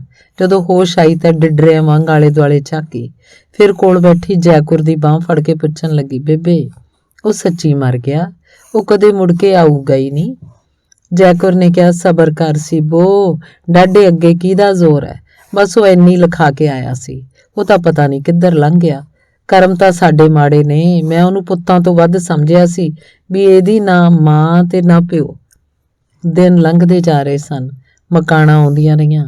ਇੱਕ ਦਿਨ ਇੱਥੋਂ ਮਕਾਨ ਸੀਬੋ ਦੇ ਪੇਕੇ ਘਰ ਵੀ ਗਈ। ਭੋਗ ਵਾਲੇ ਦਿਨ ਕੁਝ ਸਿਆਣਿਆਂ ਲੋਕਾਂ 'ਚ ਘੁਸਰ ਮੁਸਰ ਹੋਈ। ਉਹਨਾਂ ਦਾ ਖਿਆਲ ਸੀ ਕਿ ਭਰੀ ਉਮਰ ਹੈ, ਵਿਚਾਰੀ ਦੀ ਕੀ ਕਰੂਗੀ, ਸਾਧੂ ਦੇ ਸਿਰ ਧਰਾ ਦਿੰਨੇ ਆ। ਪਰ ਸਾਧੂ ਨੇ ਨਾਂ 'ਚ ਸਿਰ ਹਿਲਾਤਾ, ਨਾ ਭਾਈ, ਮੇਰੀ ਤਾਂ ਉਹ ਧੀਆਂ ਵਰਗੀ ਹੈ। ਨਾਲੇ ਉਹਨੂੰ ਜੈਕੁਰ ਦਾ ਪਤਾ ਸੀ ਕਿ ਉਹਨੇ ਤਾਂ ਇਹੋ ਜਿਹੀ ਗੱਲ ਤੇ ਆਥਣ ਨੂੰ ਗਲ ਫਾਹਾ ਲੈ ਕੇ ਮਰ ਜਾਣਾ ਸੀ। ਪੇਕੇ ਵਾਲਿਆਂ ਨੇ ਕਿਹਾ ਕਿ ਅਸੀਂ ਕੁਝ ਚਿਰ ਲਈ ਲੈ ਜਾਂਦੇ ਹਾਂ। ਮੈਂ ਅਜੇ ਆਪਣਾ ਘਰ ਛੱਡ ਕੇ ਨਹੀਂ ਜਾਣਾ, ਸੀਬੋ ਨੇ ਕਿਹਾ। ਭੋਗ ਤੋਂ ਮਗਰੋਂ ਲੋਕੀ ਆਪੋ ਆਪਣੇ ਘਰਾਂ ਨੂੰ ਚਲੇ ਗਏ। ਸੀਬੋ ਕੋਲ ਉਹਦੀ ਮਾਂ ਰਹਿ ਗਈ ਤੇ ਗੁਲਜ਼ਾਰਾ। ਇਹਨਾਂ ਦਿਨਾਂ 'ਚੋਂ ਸੀਬੋ ਬਹੁਤ ਰੋਈ। ਉਹ ਆਪਣੀ ਕਿਸਮਤ ਨੂੰ ਕੋਸਦੀ ਰਹਿੰਦੀ ਤੇ ਰੱਬ ਨੂੰ ਲਾਂਭੇ ਦਿੰਦੀ ਰਹਿੰਦੀ। ਹਾਰ ਕੇ ਉਹ ਜੈਕੁਰ ਕੋਲ ਗਈ ਤੇ ਹੱਥ ਜੋੜ ਕੇ ਆਖਣ ਲੱਗੀ, ਬੇਬੇ ਗੁਲਜ਼ਾਰ ਸਿਓ ਮੈਨੂੰ ਦੇ ਦੇ, ਉਸੇ ਦੇ ਸਹਾਰੇ ਮੈਂ ਆਪਣੇ ਦਿਨ ਕੱਟ ਲਵਾਂਗੀ। ਜੈਕੁਰ ਸ਼ਾਇਦ ਇਸ ਗੱਲ ਬਾਰੇ ਪਹਿਲਾਂ ਸੋਚੀ ਬੈਠੀ ਸੀ ਕਿ ਜੇ ਸੀਬੋ ਇੱਥੇ ਹੀ ਰਹੀ ਤਾਂ ਅੱਧੀ ਜ਼ਮੀਨ ਦੀ ਮਾਲਕ ਬਣੀ ਰਹੂਗੀ। ਦੂਜਾ, ਜੇ ਉਹਨੇ ਗੁਲਜ਼ਾਰਾ ਮੁਤਬੰਨਾ ਬਣਾ ਕੇ ਆਪਣੇ ਕੋਲ ਰੱਖ ਲਿਆ ਤਾਂ ਗੁਲਜ਼ਾਰੇ ਦਾ ਬਾਈ ਗੁਲਜ਼ਾਰੇ ਦੇ ਬਹਾਨੇ ਸੀਬੋ ਕੋਲ ਗੇੜੇ ਮਾਰਦਾ ਰਹੂ। ਉਹ ਸੀਬੋ ਨੂੰ ਆਖਣ ਲੱਗੀ, ਜੇ ਸੀਬੋ ਰੱਬ ਦੀ ਮਰਜ਼ੀ ਹੁੰਦੀ ਤੇ ਜੇ ਉਹਨੇ ਇਸ ਪਿੰਡ 'ਚ ਤੇਰੀ ਜੜ ਲਾਉਣੀ ਹੁੰਦੀ ਤਾਂ ਤੈਨੂੰ ਇੱਕ ਜਵਾਕ ਨਾ ਦੇ ਦਿੰਦਾ। ਹੁਣ ਜਦ ਤੇਰੇ ਕਰਮਾਂ 'ਚ ਇਸ ਪਿੰਡ 'ਚ ਸੀਰ ਨਹੀਂ ਲਿਖਿਆ ਹੋਇਆ, ਆਪਾਂ ਰੱਬ ਦੇ ਸ਼ਰੀਕ ਤਾਂ ਨਹੀਂ ਬਣ ਸਕਦੇ। ਬਾਕੀ ਮੇਰੇ ਕਿਹੜੇ 5-4 ਜਵਾਕ ਨੇ ਵੀ ਇੱਕ ਤੈਨੂੰ ਦੇ ਦਿਆਂ? ਮੇਰੇ ਦੇਖਣ ਨੂੰ ਵੀ ਤਾਂ ਇਹੀ 2 ਹੈਗੇ ਨੇ। ਇਸ ਲਈ ਮੈਂ ਤੈਨੂੰ 100 ਦੀ 21 ਸੁਣਾ ਦਿੰਨੀ ਆ ਵੀ ਆਦਮੀ ਬਿਨਾਂ ਨਹੀਂ ਤੀਵੀਂ ਦਾ ਕੁਝ ਵੱਟੀ ਦਾ। ਦੂਜਾ, ਭਰੀ ਤੇਰੀ ਉਮਰ ਹੈ। ਅਖੇ ਤੀਵੀਂ ਦੀ ਤਾਂ ਜੂਨ ਹੀ ਇਹੋ ਜਿਹੀ ਹੈ ਕਿ ਅੰਦਰ ਵੜੀ ਨੂੰ ਚੂਹੇ ਖਾਂਦੇ ਨੇ, ਬਾਹਰ ਨਿਕਲੀ ਨੂੰ ਕਾਂ ਠੂੰਗੇ ਮਾਰਦੇ ਨੇ। ਇਸ ਕਰਕੇ ਤੂੰ ਤਾਂ ਲੰਮੀ ਸੋਚ। ਬਚਨੇ ਨੇ ਹੁਣ ਮੁੜ ਕੇ ਆਉਣਾ ਨਹੀਂ। ਮਾਪਿਆਂ ਨੂੰ ਆਖ ਕੇ ਕੋਈ ਦੁਹਾਜੂ ਹੀ ਦੇਖ ਲੈਣ। ਇਸ ਪਿੰਡ 'ਚ ਤੇਰਾ ਹੁਣ ਕੀ ਹੈ? ਜਿਹੜਾ ਤੈਨੂੰ ਵਿਆਹ ਕੇ ਲਿਆਇਆ ਸੀ ਉਹੀ ਦਗਾ ਦੇ ਗਿਆ। ਬਾਕੀਆਂ ਦੀ ਤੂੰ ਕੀ ਲੱਗਦੀ ਐ? ਤੂੰ ਆਪਣੇ ਪੇਕੀ ਚਲੀ ਜਾ, ਜਿੰਨਾ ਚਿਰ ਕੋਈ ਹੀਲਾ ਨਹੀਂ ਹੁੰਦਾ। ਪਿਲਸ਼ਨ ਤੈਨੂੰ ਆਉਂਦੀ ਰਹੂ। ਜੈਕੁਰ ਦੀਆਂ ਗੱਲਾਂ ਸੁਣ ਕੇ ਸੀਬੋ ਦੇ ਪੈਰਾਂ ਹੇਠਾਂ ਜਿਵੇਂ ਅੱਗ ਮੱਚਣ ਲੱਗ ਪਈ। ਉਹ ਵਾਪਸ ਬਾਹਰਲੇ ਘਰ ਆ ਗਈ। ਆ ਕੇ ਉਹ ਮੰਜੇ ਤੇ ਡਿੱਗ ਕੇ ਰੋਣ ਲੱਗ ਪਈ। ਨਿੱਕਾ ਜਿਹਾ ਗੁਲਜ਼ਾਰਾ ਉਹਦੇ ਕੋਲ ਆ ਕੇ ਬੈਠ ਗਿਆ, ਪਰ ਉਹਨੂੰ ਪਤਾ ਨਹੀਂ ਸੀ ਲੱਗ ਰਿਹਾ ਕਿ ਚਾਚੀ ਨੂੰ ਕਿਵੇਂ ਚੁੱਪ ਕਰਾਏ। ਭੋਗ ਪਏ ਨੂੰ ਕਈ ਦਿਨ ਹੋ ਗਏ ਸਨ। ਲੋਕੀ ਆਪਣੇ ਕੰਮੀ ਧੰਦੀ ਲੱਗ ਗਏ, ਪਰ ਸੀਬੋ ਨੂੰ ਲੱਗਦਾ ਕਿ ਕਿੱਡੀ ਅਜੀਬ ਗੱਲ ਹੈ ਕਿ ਅੱਗੇ ਵਾਂਗੂ ਹੀ ਦਿਨ ਚੜ੍ਹਦਾ ਸੀ, ਅੱਗੇ ਵਾਂਗੂ ਦਿਨ ਡੁੱਬਦਾ ਸੀ, ਅੱਗੇ ਵਾਂਗੂ ਹੀ ਪਿੰਡ ਦੇ ਲੋਕ ਆਪਣੇ ਕੰਮਾਂ ਕਾਰਾਂ 'ਚ ਰੁੱਝ ਗਏ ਸਨ, ਪਰ ਬਚਣਾ ਕਿਧਰੇ ਨਹੀਂ ਸੀ। ਸੀਬੋ ਦੀ ਮਾਂ ਉਹਨੂੰ ਕਈ ਵਾਰ ਸਮਝਾ ਚੁੱਕੀ ਸੀ ਕਿ ਮਰਿਆਂ ਦੇ ਨਾਲ ਮਰਿਆ ਤਾਂ ਨਹੀਂ ਜਾਂਦਾ ਹੁੰਦਾ। ਪਹਾੜ ਜਿੱਡੀ ਜ਼ਿੰਦਗੀ ਤੂੰ ਕੱਲੀ ਕਿਵੇਂ ਗੁਜ਼ਾਰੇਂਗੀ? ਇਹ ਸੁਣ ਕੇ ਸੀਬੋ ਰੋਣ ਲੱਗ ਪੈਂਦੀ। ਸੀਤੋ ਵੀ ਭਰਾ ਦੀ ਮੌਤ ਨਾਲ ਅੱਧੀ ਰਹਿ ਗਈ ਸੀ। ਉਹਨੂੰ ਸਮਝ ਨਹੀਂ ਸੀ ਲੱਗਦੀ ਕਿ ਉਹ ਸੀਬੋ ਨੂੰ ਕੀ ਆਖ ਕੇ ਦਿਲਾਸਾ ਦੇਵੇ। ਮਹੀਨੇ ਕੁ ਮਗਰੋਂ ਸੀਤੋ ਤੇ ਉਹਦਾ ਘਰ ਵਾਲਾ ਖਬਰਸਾਰ ਲੈਣ ਸੀਬੋ ਦੇ ਘਰ ਗਏ। ਪਹਿਲਾਂ ਤਾਂ ਨਣਦ ਭਰਜਾਈ ਰਲ ਕੇ ਰੋਈਆਂ। ਫਿਰ ਸੀਬੋ ਨੇ ਸੀਤੋ ਦੇ ਪ੍ਰਾਹੁਣੇ ਨੂੰ ਕਿਹਾ ਕਿ ਬਾਈ ਜੀ, ਮੇਰਾ ਜੀ ਕਰਦਾ ਹੈ ਕਿ ਆਪਾਂ ਇੱਕ ਵਾਰੀ ਉੱਥੇ ਜਾ ਕੇ ਆਈਏ ਜਿੱਥੇ ਉਹਨੇ ਜਾਨ ਦਿੱਤੀ ਸੀ। ਕੀ ਪਤਾ ਉੱਥੇ ਉਹਦੀਆਂ ਹੱਡੀਆਂ ਪਈਆਂ ਹੋਣ।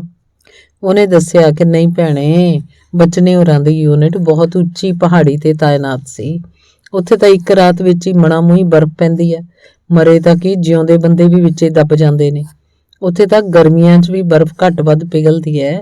ਜਦੋਂ ਕਦੇ ਪਿਘਲਦੀ ਹੈ ਤਾਂ ਜਾਨਵਰ ਲੋਥਾਂ ਨੂੰ ਚੂੰਡ ਲੈਂਦੇ ਨੇ, ਹੱਡੀਆਂ ਇੱਧਰ ਉੱਧਰ ਖਿੰਡ ਜਾਂਦੀਆਂ ਨੇ। ਨਾਲੇ ਜਿੰਨੇ ਬੰਦੇ ਉੱਥੇ ਮਰੇ ਨੇ ਉਹਨਾਂ ਨੂੰ ਪਛਾਣਿਆ ਹੀ ਨਹੀਂ ਜਾ ਸਕਦਾ। ਆਪਾਂ ਉੱਥੇ ਜਾ ਕੇ ਕੀ ਕਰਾਂਗੇ? ਸੀਬੋ ਕਹਿਣ ਲੱਗੀ, ਬਾਈ ਜੀ, ਫੇਰ ਵੀ ਮੇਰਾ ਉਹ ਥਾਂ ਦੇਖਣ ਨੂੰ ਜੀ ਕਰਦਾ ਜਿੱਥੇ ਉਹਨੇ ਆਖਰੀ ਸਾਹ ਲਏ, ਜਿਹੜਾ ਪਹਾੜ ਉਹਨੂੰ ਨਿਗਲ ਗਿਆ। ਮੈਨੂੰ ਇੰਜ ਲੱਗਦਾ ਜਿਵੇਂ ਉੱਥੇ ਬੈਠਾ ਮੈਨੂੰ ਉਡੀਕਦਾ ਹੋਵੇ। ਸੀਤੋ ਦੇ ਪ੍ਰਾਹੁਣੇ ਨੇ ਕਿਹਾ, ਨਹੀਂ ਭੈਣੇ, ਇਹ ਸਾਡੇ ਮਨ ਦੀ ਭਟਕਣਾ ਹੈ। ਉਹ ਤਾਂ ਖਬਰੇ ਕਿਧਰੇ ਲੰਘ ਗਿਆ ਤੇ ਇਸ ਲਈ ਮਰਨ ਵਾਲੇ ਸ਼ਹੀਦਾਂ ਦੀ ਕਤਾਰ 'ਚ ਜਾ ਰਲਿਆ। ਹੁਣ ਤਾਂ ਤੈਨੂੰ ਸਬਰ ਕਰਨਾ ਹੀ ਪੈਣਾ। ਇਹ ਸੁਣ ਕੇ ਸੀਬੋ ਫੇਰ ਰੋਣ ਲੱਗ ਪਈ।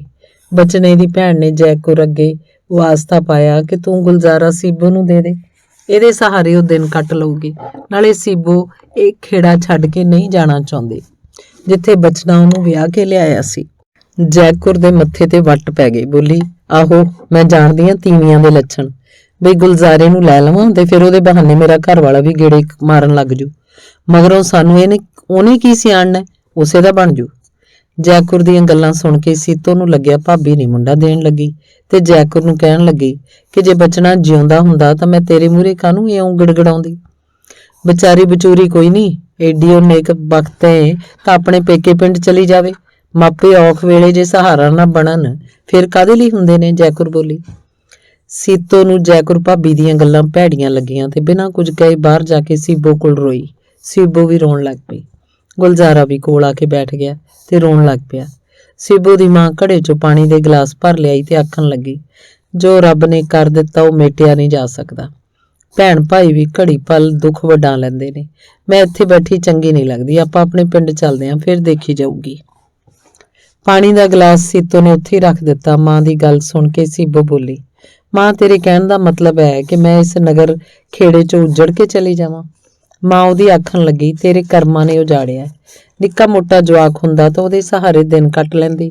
ਹੁਣ ਇਸ ਪਿੰਡ 'ਚ ਤੇਰਾ ਕੀ ਹੈ, ਸ਼ਰੀਕ ਤਾਂ ਕੁੱਤੇ ਲਾਉਣ ਵਾਲੇ ਹੀ ਹੁੰਦੇ ਨੇ। ਇੱਕ ਦਿਨ ਜੈਕਾਰ ਉਹਦੀ ਮੱਝ ਖੋਲਦੀ ਹੋਈ ਆਖਣ ਲੱਗੀ ਕਿ ਮੈਂ ਉਧਰੋਂ ਹੀ ਦੁੱਧ ਭੇਜ ਦਿਆ ਕਰੂੰਗੀ, ਤੂੰ ਕਿੱਥੇ ਖੇਤਾਂ 'ਚੋਂ ਕੱਖ ਕੰਡਾ ਲੈਣ ਜਾਇਆ ਕਰੇਂਗੀ। ਕੱਲੀ ਤੀਵੀਂ ਦਾ ਕੁਛ ਨਹੀਂ ਵੱਟੀਂਦਾ, ਨਾਲੇ ਕਿਹਦੀ ਜ਼ੁਬਾਨ ਫੜ ਲਏਂਗੀ। ਲੋਕੀ ਤਾਂ ਝੱਟ ਗੱਲਾਂ ਬਣਾਉਣ ਲੱਗ ਜਾਂਦੇ ਨੇ। ਸੀਬੋ ਚੁੱਪ ਹੀ ਰਹੀ। ਬਚਨੇ ਦੇ ਮਰਨ ਪਿੱਛੋਂ ਜਿਵੇਂ ਹਾਰ ਗਈ ਸੀ। ਕਦੇ ਜੈਕੁਰ ਗੁਲਜ਼ਾਰੇ ਨੂੰ ਸੀਬੋ ਕੋਲ ਨਾ ਆਉਣ ਦਿੰਦੀ ਤੇ ਆਖਦੀ ਕਿ ਹੋਰ ਨਾ ਮੇਰੇ ਮੁੰਡੇ ਨੂੰ ਕੁਝ ਕਰ ਕਰਾ ਦੇਵੇ, ਆਪ ਤਾਂ ਉਜੜੀ ਹੈ, ਹੋਰ ਵਸਦੇ ਇਹਨੂੰ ਕਿੱਥੋਂ ਚੰਗੇ ਲੱਗਦੇ ਹੋਣਗੇ। ਇੱਕ ਦਿਨ ਅੰਮਾ ਬਿਸ਼ਨੀ ਜੈਕੁਰ ਕੋਲ ਆਈ ਤੇ ਸੀਬੋ ਦੀ ਮਾੜੀ ਕਿਸਮਤ ਬਾਰੇ ਰੱਬ ਨੂੰ ਗਾਲਾਂ ਕੱਢਣ ਲੱਗ ਪਈ ਤੇ ਫਿਰ ਕੁਝ ਸੋਚ ਕੇ ਬਿਸ਼ਨੀ ਅੰਮਾ ਕਹਿਣ ਲੱਗੀ, ਜੈਕੁਰੇ ਸਰਾਪ ਲੱਗ ਜੂ ਗਰੀਬਣੀ ਦਾ ਜੇ ਉਹਨੂੰ ਧੱਕਾਂਗੇ। ਜੇ ਤੂੰ ਆਖੇ ਆਪਾਂ ਸ਼ੇਰੂ ਦੇ ਲੜ ਲਾ ਦਈਏ, ਉਹਨੂੰ ਤਾਂ ਕੋਈ ਨਾ ਕੋਈ ਰਿਸ਼ਤਾ ਵੀ ਆਜੂ, ਪਰ ਇਸ ਵਿਚਾਰੀ ਦਾ ਭਲਾ ਹੋ ਜਾਊ। ਅੰਮਾ ਦੀ ਗੱਲ ਸੁਣ ਕੇ ਜੈਕੁਰ ਦੇ ਮੱਥੇ ਤੇ ਤਿਉੜੀਆਂ ਪੈ ਗਈਆਂ ਤੇ ਕਹਿਣ ਲੱਗੀ, ਅੰਮਾ ਸਿਆਣੀ ਬਿਆਣੀ ਹੋ ਕੇ ਕੀ ਗੱਲ ਕਰਤੀ। ਸੀਬੋ ਨੂੰ ਦੇਖ ਕੇ ਸਾਡੀਆਂ ਅੱਖਾਂ ਮੂਹਰੇ ਤਾਂ ਬਚਨੇ ਦਾ ਨਿੱਤ ਸੇਵਾ ਬਲਿਆ ਕਰੂ, ਉਹਦੇ ਪੇਕੇ ਹੀ ਕਰਨ ਜੋ ਕਰਨ। ਇਹ ਸੁਣ ਕੇ ਅੰਮਾ ਬਿਸ਼ਨੀ ਮਨ 'ਚ ਜੈਕੁਰ ਨੂੰ ਗਾਲਾਂ ਕੱਢਦੀ ਰਹੀ ਵੀ ਭਜੜੇ ਪਿੱਟੀ ਚਾਹੁੰਦੀ ਹੈ ਵੀ ਸੀਬੋ ਨੂੰ ਇੱਥੋਂ ਕੱਢ ਕੇ ਬਚਨੇ ਦਾ ਸਾਰਾ ਕੁਝ ਆਪ ਹੀ ਸਾਂਭ ਲਵਾਂ। ਅੰਮਾ ਬੁੜਬੁੜ ਕਰਦੀ ਉੱਠ ਕੇ ਘਰ ਨੂੰ ਤੁਰ ਪਈ। ਧੰਨਵਾਦ। ਅੰਗ 8ਵਾਂ। 2 ਮਹੀਨੇ ਮਗਰੋਂ ਇੱਕ ਦਿਨ ਹਨੇਰੇ ਰਾਤ ਸੀਬੋ ਨੂੰ ਉਹਦਾ ਭਰਾ ਤੇ ਮਾਂ ਲੈਣ ਆ ਗਏ। ਮੂੰਹ ਹਨੇਰੇ ਸੀਬੋ ਦਾ ਭਾਈ ਗੱਡੇ ਤੇ ਸੀਬੋ ਦਾ ਸਮਾਨ ਰੱਖੀ, ਨਾਲ ਛੋਟੀ ਜਿਹੀ ਪੇਟੀ 'ਚ ਕੁਝ ਭਾਂਡੇ ਟਿੰਡੇ ਪਾਈ ਤੇ ਸਾਂਝੀ ਦੇ ਸਿਰ ਤੇ ਸੂਤ ਦਾ ਮੰਜਾ ਚੁਕਾਈ ਪਹੇ ਪਿੰਡ ਤੋਂ ਬਾਹਰ ਆਪਣੇ ਪਿੰਡ ਵੱਲ ਜਾ ਰਹੇ ਸੀ। ਮਗਰ ਸੀਬੋ ਰੋਂਦੀ ਜਾ ਰਹੀ ਸੀ ਤੇ ਉਹਦੀ ਮਾਂ ਉਹਨੂੰ ਸਮਝਾਉਣ ਦੀ ਕੋਸ਼ਿਸ਼ ਕਰ ਰਹੀ ਸੀ। ਕੁਝ ਦੂਰ ਜਾ ਕੇ ਸੀਬੋ ਪਿੰਡ ਵੱਲ ਮੁੜ ਕੇ ਝਾਕੀ, ਫਿਰ ਉਹਦੀਆਂ ਅੱਖਾਂ ਭਰ ਆਈਆਂ। ਉਹਦੀ ਮਾਂ ਨੇ ਫਿਰ ਬਾਂਹ ਫੜਦਿਆਂ ਕਿਹਾ, ਚੱਲ ਧੀਏ, ਜਿੱਥੇ ਰੱਬ ਰੱਖੇ ਉੱਥੇ ਹੀ ਰਹਿਣਾ ਪੈਂਦਾ, ਬੰਦੇ ਦੇ ਕੀ ਇਖਤਿਆਰ ਆ। ਮਨ ਹੀ ਮਨ ਜਿਵੇਂ ਸੀਬੋ ਬਚਨੇ ਨੂੰ ਆਖ ਰਹੀ ਸੀ ਕਿ ਤੂੰ ਸ਼ਗਨਾਂ ਨਾਲ ਸਿਹਰੇ ਬੰਨ ਕੇ ਮੈਨੂੰ ਇਸ ਪਿੰਡ ਲੈ ਕੇ ਆਇਆ ਸੀ, ਅੱਜ ਮੈਂ ਇੱਥੋਂ ਉੱਜੜ ਕੇ ਜਾ ਰਹੀ ਹਾਂ। ਤੂੰ ਮੁੜ ਕੇ ਤਾਂ ਦੇਖ ਕਿ ਤੇਰੇ ਬਿਨਾਂ ਮੇਰਾ ਕੀ ਹਾਲ ਹੋ ਗਿਆ। 2-4 ਦਿਨ ਪਿੰਡ 'ਚ ਗੱਲਾਂ ਹੁੰਦੀਆਂ ਰਹੀਆਂ ਕਿ ਜੈਕੁਰ ਨੇ ਮਾੜਾ ਕੀਤਾ, ਮੁੰਡਾ ਨਾ ਦਿੱਤਾ ਸੀਬੋ ਨੂੰ। ਕੋਈ ਆਖਦਾ ਨਿੱਕੇ ਜਿਹੇ ਮੁੰਡੇ ਦੇ ਸਹਾਰੇ ਕਦੋਂ ਦਿਨ ਕੱਟੀ ਹੁੰਦੇ ਐ ਭਰ ਜਵਾਨ ਦੀ। ਹੋਰ 6 ਮਹੀਨੇ ਨੂੰ ਉਹਦਾ ਹੀਲਾ ਤਾਂ ਘਰਦਿਆਂ ਨੂੰ ਕਰਨਾ ਹੀ ਪੈਣਾ ਸੀ। ਸੀਬੋ ਦੇ ਜਾਣ ਮਗਰੋਂ ਜੈਕੁਰ ਬਾਹਰਲੇ ਘਰ ਦਾ ਬਾਹਰੋਂ ਲੱਗਿਆ ਕੁੰਡਾ ਖੋਲ ਕੇ ਅੰਦਰ ਜਾ ਕੇ ਦੇਖ ਕੇ ਆਈ ਸੀ ਕਿ ਸੀਬੋ ਕੀ ਕੁਝ ਛੱਡ ਕੇ ਗਈ ਹੈ। ਖਾਲੀ ਭਾਂ ਕਰਦਾ ਘਰ ਦੇਖ ਕੇ ਜੈਕੁਰ ਦੇ ਮਨ 'ਚ ਆਇਆ ਕਿ ਜੈ ਵੱਡੇ ਦੀ ਸਾਰਾ ਕੁਝ ਹੂੰਝ ਕੇ ਲੈ ਗਈ। ਫਿਰ ਉਹਨੂੰ ਆਪ ਨੂੰ ਲੱਗਿਆ ਕਿ ਚੰਗਾ ਹੀ ਹੋਇਆ ਇੱਥੋਂ ਦਫਾ ਹੋ ਗਈ। ਜੈਕੁਰ ਦੇ ਨਾਲ ਆਇਆ ਗੁਲਜ਼ਾਰਾ ਪਹਿਲੇ ਹੌਲੀ ਫਿਰ ਉੱਚੀ ਰੋਣ ਲੱਗ ਪਿਆ। ਜੈਕੁਰ ਨੇ ਉਹਨੂੰ ਬਾਂਹ ਤੋਂ ਫੜ ਕੇ ਹਿਲਾਉਣ ਕੇ ਆਖਿਆ, ਰੁੜ ਜਾਣਿਆ, ਤੈਨੂੰ ਕੀ ਹੋਇਆ? ਚੰਗਾ ਹੋਇਆ ਚਲੀ ਗਈ, ਹੋਰ ਇੱਥੇ ਰਹਿ ਕੇ ਸਾਨੂੰ ਦਹਿੰਦੀ। ਪਰ ਗੁਲਜ਼ਾਰੇ ਉੱਤੇ ਕਿਸੇ ਗੱਲ ਦਾ ਅਸਰ ਨਹੀਂ ਹੋ ਰਿਹਾ ਸੀ। ਹਾਰ ਕੇ ਜੈਕੁਰ ਨੇ ਗੁਲਜ਼ਾਰੇ ਦੇ ਚਪੇੜ ਮਾਰੀ ਤੇ ਆਖਿਆ, ਉਹਨੇ ਭੋਰਾ ਵੀ ਹੇਜ ਨਹੀਂ ਕੀਤਾ, ਤੂੰ ਹੀ ਬੁੱਕੀ ਜਾਂਦਾ। ਆਖਦੀ ਉਹਨੂੰ ਘਰ ਤੋਂ ਬਾਹਰ ਲੈ ਗਈ ਤੇ ਬਾਹਰਲਾ ਕੁੰਡਾ ਅੜਾ ਕੇ ਘਰੋਂ ਲਿਆਂਦਾ ਜੰਦਰਾ ਮਾਰਤਾ।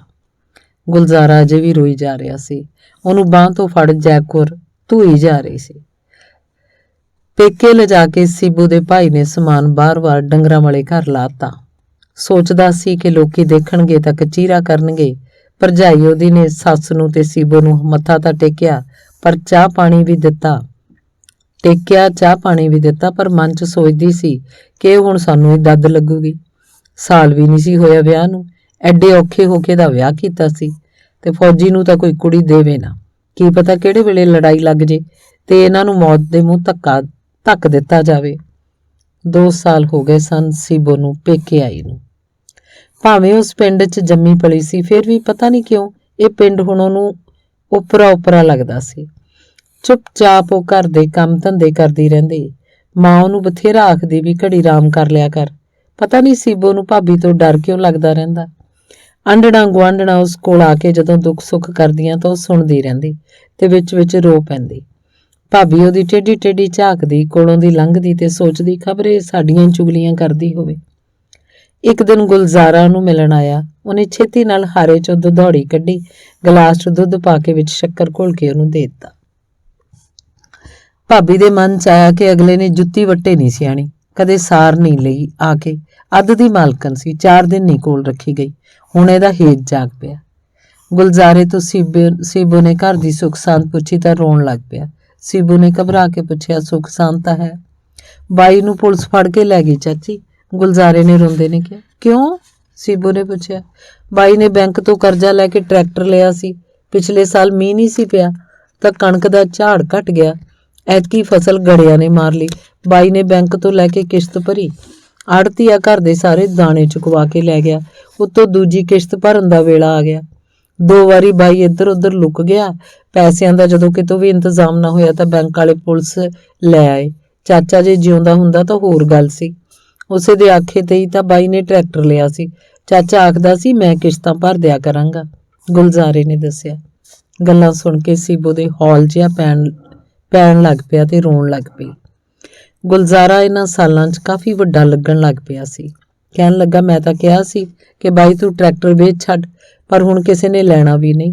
ਲੋਕਾਂ ਨੇ ਬਥੇਰੇ ਟਰੈਕਟਰ ਖਰੀਦ ਲਏ ਨੇ, ਨਾਲੇ ਪੁਰਾਣਾ ਵੀ ਹੋ ਗਿਆ।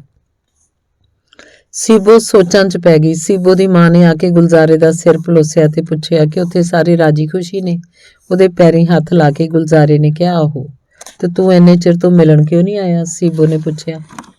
ਬੇਬੇ ਆਖਦੀ ਸੀ ਕਿ ਸੀਬੋ ਨੂੰ ਉਹਦੇ ਮਾਪੇ ਘਰ ਤਾਂ ਨਹੀਂ ਬਿਠਾ ਕੇ ਰੱਖਣਗੇ, ਉਹਦਾ ਕਿਤੇ ਬੰਨ ਸੁਭ ਕਰਤਾ ਹੋ, ਤੋਰਤੀ ਹੋਣੀ ਆ ਕਿਸੇ ਦੁਹਾਜੂ ਨਾਲ, ਗੁਲਜ਼ਾਰੇ ਨੇ ਕਿਹਾ। ਗੁਲਜ਼ਾਰੇ ਨੇ ਜਦੋਂ ਇਹ ਕਿਹਾ ਤਾਂ ਸੀਬੋ ਭੈਮਾਨ ਜੀ ਹੋ ਗਈ। ਉਹਨੂੰ ਯਾਦ ਆਇਆ ਕਿ ਉਹ ਤੋਂ ਚੋਰੀਆਂ ਉਹਦੇ ਭਾਈ ਨੂੰ ਆਖਦੀ ਭਾਬੀ ਨੂੰ ਸੀਬੋ ਨੇ ਸੁਣਿਆ ਸੀ, ਉਹਨੇ ਸਾਰੀ ਉਮਰ ਸਾਨੂੰ ਦੱਦ ਲੱਗੀ ਰਹੂ। ਭਾਬੀ ਉਹਦੀ ਜਦੋਂ ਆਪਣੇ ਮੁੰਡੇ ਦਾ ਜਿਹਦੇ ਮਾਤਾ ਨਿਕਲੀ ਸੀ ਹੱਥ ਹੌਲਾ ਕਰਾਉਣ ਲਈ ਸਾਧਾਂ ਦੇ ਡੇਰੇ ਚਲੀ ਗਈ ਸੀ ਤਾਂ ਸੀਬੋ ਆਪਣੀ ਮਾਂ ਤੋਂ ਵੀ ਪਾਸਾ ਵੱਟ ਕੇ ਅੰਦਰ ਚਲੀ ਗਈ। ਸੰਦੂਕ 'ਚ ਚੁੰਨੀ 'ਚ ਲਪੇਟ ਕੇ ਰੱਖੇ ਆਪਣੀ ਪੈਨਸ਼ਨ ਦੇ ਸਾਰੇ ਪੈਸੇ ਤੇ ਨਾਲ ਹੀ ਆਪਣੇ ਵਿਆਹ ਦੀਆਂ ਚੂੜੀਆਂ ਤੇ ਗਲ ਦਾ ਹਾਰ ਜੋ ਇੱਕ ਰੁਮਾਲ 'ਚ ਬੰਨੇ ਸੀ ਝੋਲੇ 'ਚ ਪਾ ਕੇ ਦਿੱਤੇ। ਹੌਲੀ ਦੇ ਕੇ ਗੁਲਜ਼ਾਰੇ ਨੂੰ ਝੋਲਾ ਦੇ ਕੇ ਬੋਲੀ, ਇਹਨੂੰ ਸਾਂਭ ਕੇ ਲੈ ਜਾਈਂ ਤੇ ਬੇਬੇ ਨੂੰ ਆਖੀ ਕਿ ਲੰਬੜਦਾਰ ਨੂੰ ਨਾਲ ਲੈ ਕੇ ਬੈਂਕ ਦੀ ਕਿਸ਼ਤ ਭਰ ਆਵੇ ਤੇ ਬਾਈ ਜੀ ਨੂੰ ਛੁਡਾ ਲਵੇ, ਪਰ ਇਹ ਗੱਲ ਹੋਰਾਂ ਨੂੰ ਨਾ ਦੱਸੀ, ਨਾਲੇ ਨੇਰੇ ਹੋਏ ਵੀਰ ਨੂੰ ਤੇਰੇ ਨਾਲ ਭੇਜ ਦਿਆਂਗੀ। ਇਸ ਝੋਲੇ ਵਿੱਚ ਉੱਤੇ ਮੈਂ ਮੂੰਗਫਲੀ ਪਾ ਦਿੰਨੀ ਆ। ਮੈਂ ਆਖੂੰਗੀ ਗੁਲਜ਼ਾਰੇ ਨੂੰ ਮੈਂ ਮੂੰਗਫਲੀ ਦਿੱਤੀ ਹੈ। ਨੇਰੇ ਹੋਏ ਸੀਬੋ ਦਾ ਭਰਾ ਗੁਲਜ਼ਾਰੇ ਨੂੰ ਸੀਬੋ ਦੇ ਸਹੁਰੀ ਉਹਦੇ ਘਰ ਛੱਡ ਆਇਆ। ਜੈਕੁਰ ਰਾਤ ਨੂੰ ਸੀਬੋ ਦੇ ਭਰਾ ਦੇ ਜਾਣ ਮਗਰੋਂ ਝੋਲੇ 'ਚ ਟੂਮਾਂ ਤੇ ਰੁਪਈਏ ਦੇਖ ਕੇ ਹੈਰਾਨ ਹੋ ਗਈ। ਉਹਨੇ ਸੀਬੋ ਦੀਆਂ ਟੂਮਾਂ ਵਿੱਚ ਆਪਣੀਆਂ ਵੀ ਰਲਾ ਦਿੱਤੀਆਂ। ਸਵੇਰੇ ਉਹ ਲੰਬੜਦਾਰ ਨੂੰ ਨਾਲ ਲੈ ਕੇ ਸਾਰੀਆਂ ਟੂਮਾਂ ਵੇਚ ਕੇ ਤੇ ਸੀਬੋ ਦੇ ਪੈਨਸ਼ਨ ਵਾਲੇ ਸਾਰੇ ਪੈਸੇ ਰਲਾ ਕੇ ਕਿਸ਼ਤ ਭਰਾ ਆਈ। ਲੰਬੜਦਾਰ ਜਾ ਕੇ ਬੈਂਕ ਵਾਲਿਆਂ ਦੀ ਚਿੱਠੀ ਦਿਖਾ ਕੇ ਸਾਧੂ ਨੂੰ ਛੁਡਾ ਲਿਆਇਆ। ਉਹਨੇ ਸਾਧੂ ਨੂੰ ਰਾਹ 'ਚ ਨਾ ਦੱਸਿਆ ਕਿ ਪੈਸੇ ਕਿੱਥੋਂ ਆਏ ਨੇ। ਜੈਕੁਰ ਨੇ ਜਦੋਂ ਸੀਬੋ ਦੀਆਂ ਟੂਮਾਂ ਬਾਰੇ ਸਾਧੂ ਨੂੰ ਦੱਸਿਆ ਤਾਂ ਸਾਧੂ ਦੀ ਅੱਖਾਂ 'ਚ ਪਾਣੀ ਆ ਗਿਆ ਤੇ ਬੋਲਿਆ, ਜੇ ਬਚਨ ਅੱਜ ਜਿਉਂਦਾ ਹੁੰਦਾ ਤਾਂ ਅਸੀਂ ਕਿਹਦੇ ਲੈਣ ਦੇ ਸੀ? ਉਹ ਕੁੜੀ ਵੀ ਸਹੁਰੀ ਦੇਵੀ ਸੀ। ਪਤਾ ਨਹੀਂ ਕੰਜਰ ਦੇ ਰੱਬ ਨੇ ਇਹੋ ਜਿਹੀ ਕਿਸਮਤ ਕਿਉਂ ਲਿਖਤੀ ਉਹਦੀ। ਜੈਕੁਰ ਕਹਿਣ ਲੱਗੀ, ਗੁਲਜ਼ਾਰਾ ਇੱਕ ਦਿਨ ਆਖਦਾ ਸੀ ਕਿ ਮੇਰਾ ਜਦੋਂ ਵਿਆਹ ਹੋਊਗਾ ਅਸੀਂ ਬਾਹਰਲੇ ਘਰ ਰਹਾਂਗੇ ਤੇ ਨਾਲੇ ਚਾਚੀ ਨੂੰ ਲਿਆਵਾਂਗੇ। ਮੈਂ ਕਿਹਾ ਤਾਂ ਉਹਨੂੰ ਕੁਛ ਨਹੀਂ, ਪਰ ਮਨ 'ਚ ਸੋਚਿਆ ਕਿ ਚੱਲ ਉਸ ਵਿਚਾਰੀ ਨੇ 2 ਰੋਟੀਆਂ ਹੀ ਖਾਣੀਆਂ ਨੇ, ਇੱਥੇ ਬੈਠੀ ਖਾਈ ਜਾਊ। ਹੋਰ 2-3 ਸਾਲਾਂ ਨੂੰ ਆਪਾਂ ਗੁਲਜ਼ਾਰੇ ਦਾ ਵਿਆਹ ਕਰ ਦਿਆਂਗੇ। ਵਿਆਹ ਕਿੱਥੇ ਕਰ ਲਵਾਂਗੇ? ਕਹਿੰਦੇ ਨੇ ਗਵਰਨਮੈਂਟ ਹੁਣ ਛੋਟੀ ਉਮਰ ਦੇ ਜਵਾਕਾਂ ਦਾ ਵਿਆਹ ਨਹੀਂ ਕਰਨ ਦਿੰਦੀ, ਸਾਧੂ ਨੇ ਕਿਹਾ। ਅਸੀਂ ਆਪਣੇ ਜਵਾਕਾਂ ਦਾ ਵਿਆਹ ਜਦੋਂ ਮਰਜ਼ੀ ਕਰੀਏ, ਸਰਕਾਰ ਦਾ ਕੀ ਢਿੱਡ ਦੁਖਦਾ ਹੈ? ਜੈਕੁਰ ਬੋਲੀ। ਸਾਧੂ ਚੁੱਪ ਹੀ ਰਿਹਾ। ਗੁਲਜ਼ਾਰੇ ਦੇ ਜਾਣ ਪਿੱਛੋਂ ਸੀਬੋ ਨੂੰ ਬਚਣਾ ਫੇਰ ਬਹੁਤ ਯਾਦ ਆਇਆ। ਫਿਰ ਉਹਦਾ ਮਨ ਕੀਤਾ ਕਿ ਜੇ ਉਹ ਕਿਧਰੋਂ ਆ ਜਾਏ, ਰੱਬ ਤਾਂ ਕਹਿੰਦੇ ਨੇ ਕੁਝ ਵੀ ਕਰ ਸਕਦਾ ਹੈ। ਫਿਰ ਆਪ ਹੀ ਸੋਚਣ ਲੱਗੀ ਕਿ ਮੇਰੀ ਜੇ ਕਿਸਮਤ ਚੰਗੀ ਹੁੰਦੀ ਤਾਂ ਕਾਹਨੂੰ ਲੜਾਈ 'ਚ ਜਾਂਦਾ। ਇੱਕ ਦਿਨ ਸੀਬੋ ਦੀ ਭਰਜਾਈ ਨੇ ਸੀਬੋ ਨੂੰ ਕਿਹਾ, ਮੇਰੇ ਭਤੀਜੇ ਦਾ ਵਿਆਹ ਹੈ ਨਰਾਤਿਆਂ 'ਚ, ਮੈਨੂੰ ਆਪਣੀਆਂ ਟੂਮਾਂ ਪਾਉਣ ਨੂੰ ਦੇ ਦੇ। 2 ਦਿਨ ਪਾਉਣ ਨਾਲ ਕਿਹੜਾ ਘਸਦੀਆਂ ਨੇ, ਸਾਰੀ ਅੰਗਾਂ ਸਾਕਾਂ ਨੂੰ ਲੱਗੂ ਕਿ ਸਾਡਾ ਗੁਜ਼ਾਰਾ ਚੰਗਾ ਹੈ। ਸੀਬੋ ਚੁੱਪ ਹੀ ਰਹੀ। ਉਹਦੀ ਭਰਜਾਈ ਫੇਰ ਕਹਿਣ ਲੱਗੀ, ਨਾਲੇ ਤੂੰ ਹੁਣ ਕਿਹੜਾ ਪਾਉਂਦੀ ਐ, ਸੰਦੂਕ 'ਚ ਵਾਧੂ ਹੀ ਪਈਆਂ ਨੇ। ਸੀਬੋ ਫੇਰ ਚੁੱਪ। ਉਹਦੀ ਭਰਜਾਈ ਨੇ ਸੋਚਿਆ ਵੀ ਇੰਨੇ ਦਿਨ ਪਹਿਲਾਂ ਲੈ ਕੇ ਕੀ ਕਰਨੀ ਐ, ਵਿਆਹ ਵਾਲੇ ਦਿਨ ਹੀ ਲੈ ਲਾਂਗੇ। ਵਿਆਹ ਵਾਲੇ ਦਿਨ ਉਹਨੇ ਫੇਰ ਟੂਮਾਂ ਮੰਗੀਆਂ। ਸੀਬੋ ਨੇ ਡਰਦੀ ਡਰਦੀ ਨੇ ਕਿਹਾ, ਉਹ ਤਾਂ ਭਾਬੀ ਮੇਰੇ ਕੋਲ ਹੈ ਨਹੀਂ। ਕਿੱਥੇ ਗਈਆਂ? ਉਹਨੇ ਪੁੱਛਿਆ। ਉਹ ਮੈਂ ਬੇਬੇ ਜੈਕੁਰ ਨੂੰ ਦੇ ਆਈ ਸੀ, ਸੀਬੋ ਨੇ ਕਿਹਾ। ਸਾਡੀਆਂ ਪਾਈਆਂ ਟੂਮਾਂ ਬੇਬੇ ਜੈਕੁਰ ਨੂੰ ਦੇ ਆਈ। ਬੜਾ ਹੇਜ ਮਾਰਦਾ ਸੀ ਉਹਦਾ। ਉਸ ਭੇੜ ਜਿਹੀ ਨੇ ਇੱਕ ਵਾਰ ਨਹੀਂ ਕਿਹਾ ਵੀ ਕੋਈ ਨਹੀਂ ਸੀਬੋ ਤੂੰ ਸਾਡੇ ਕੋਲ ਰਹਿ।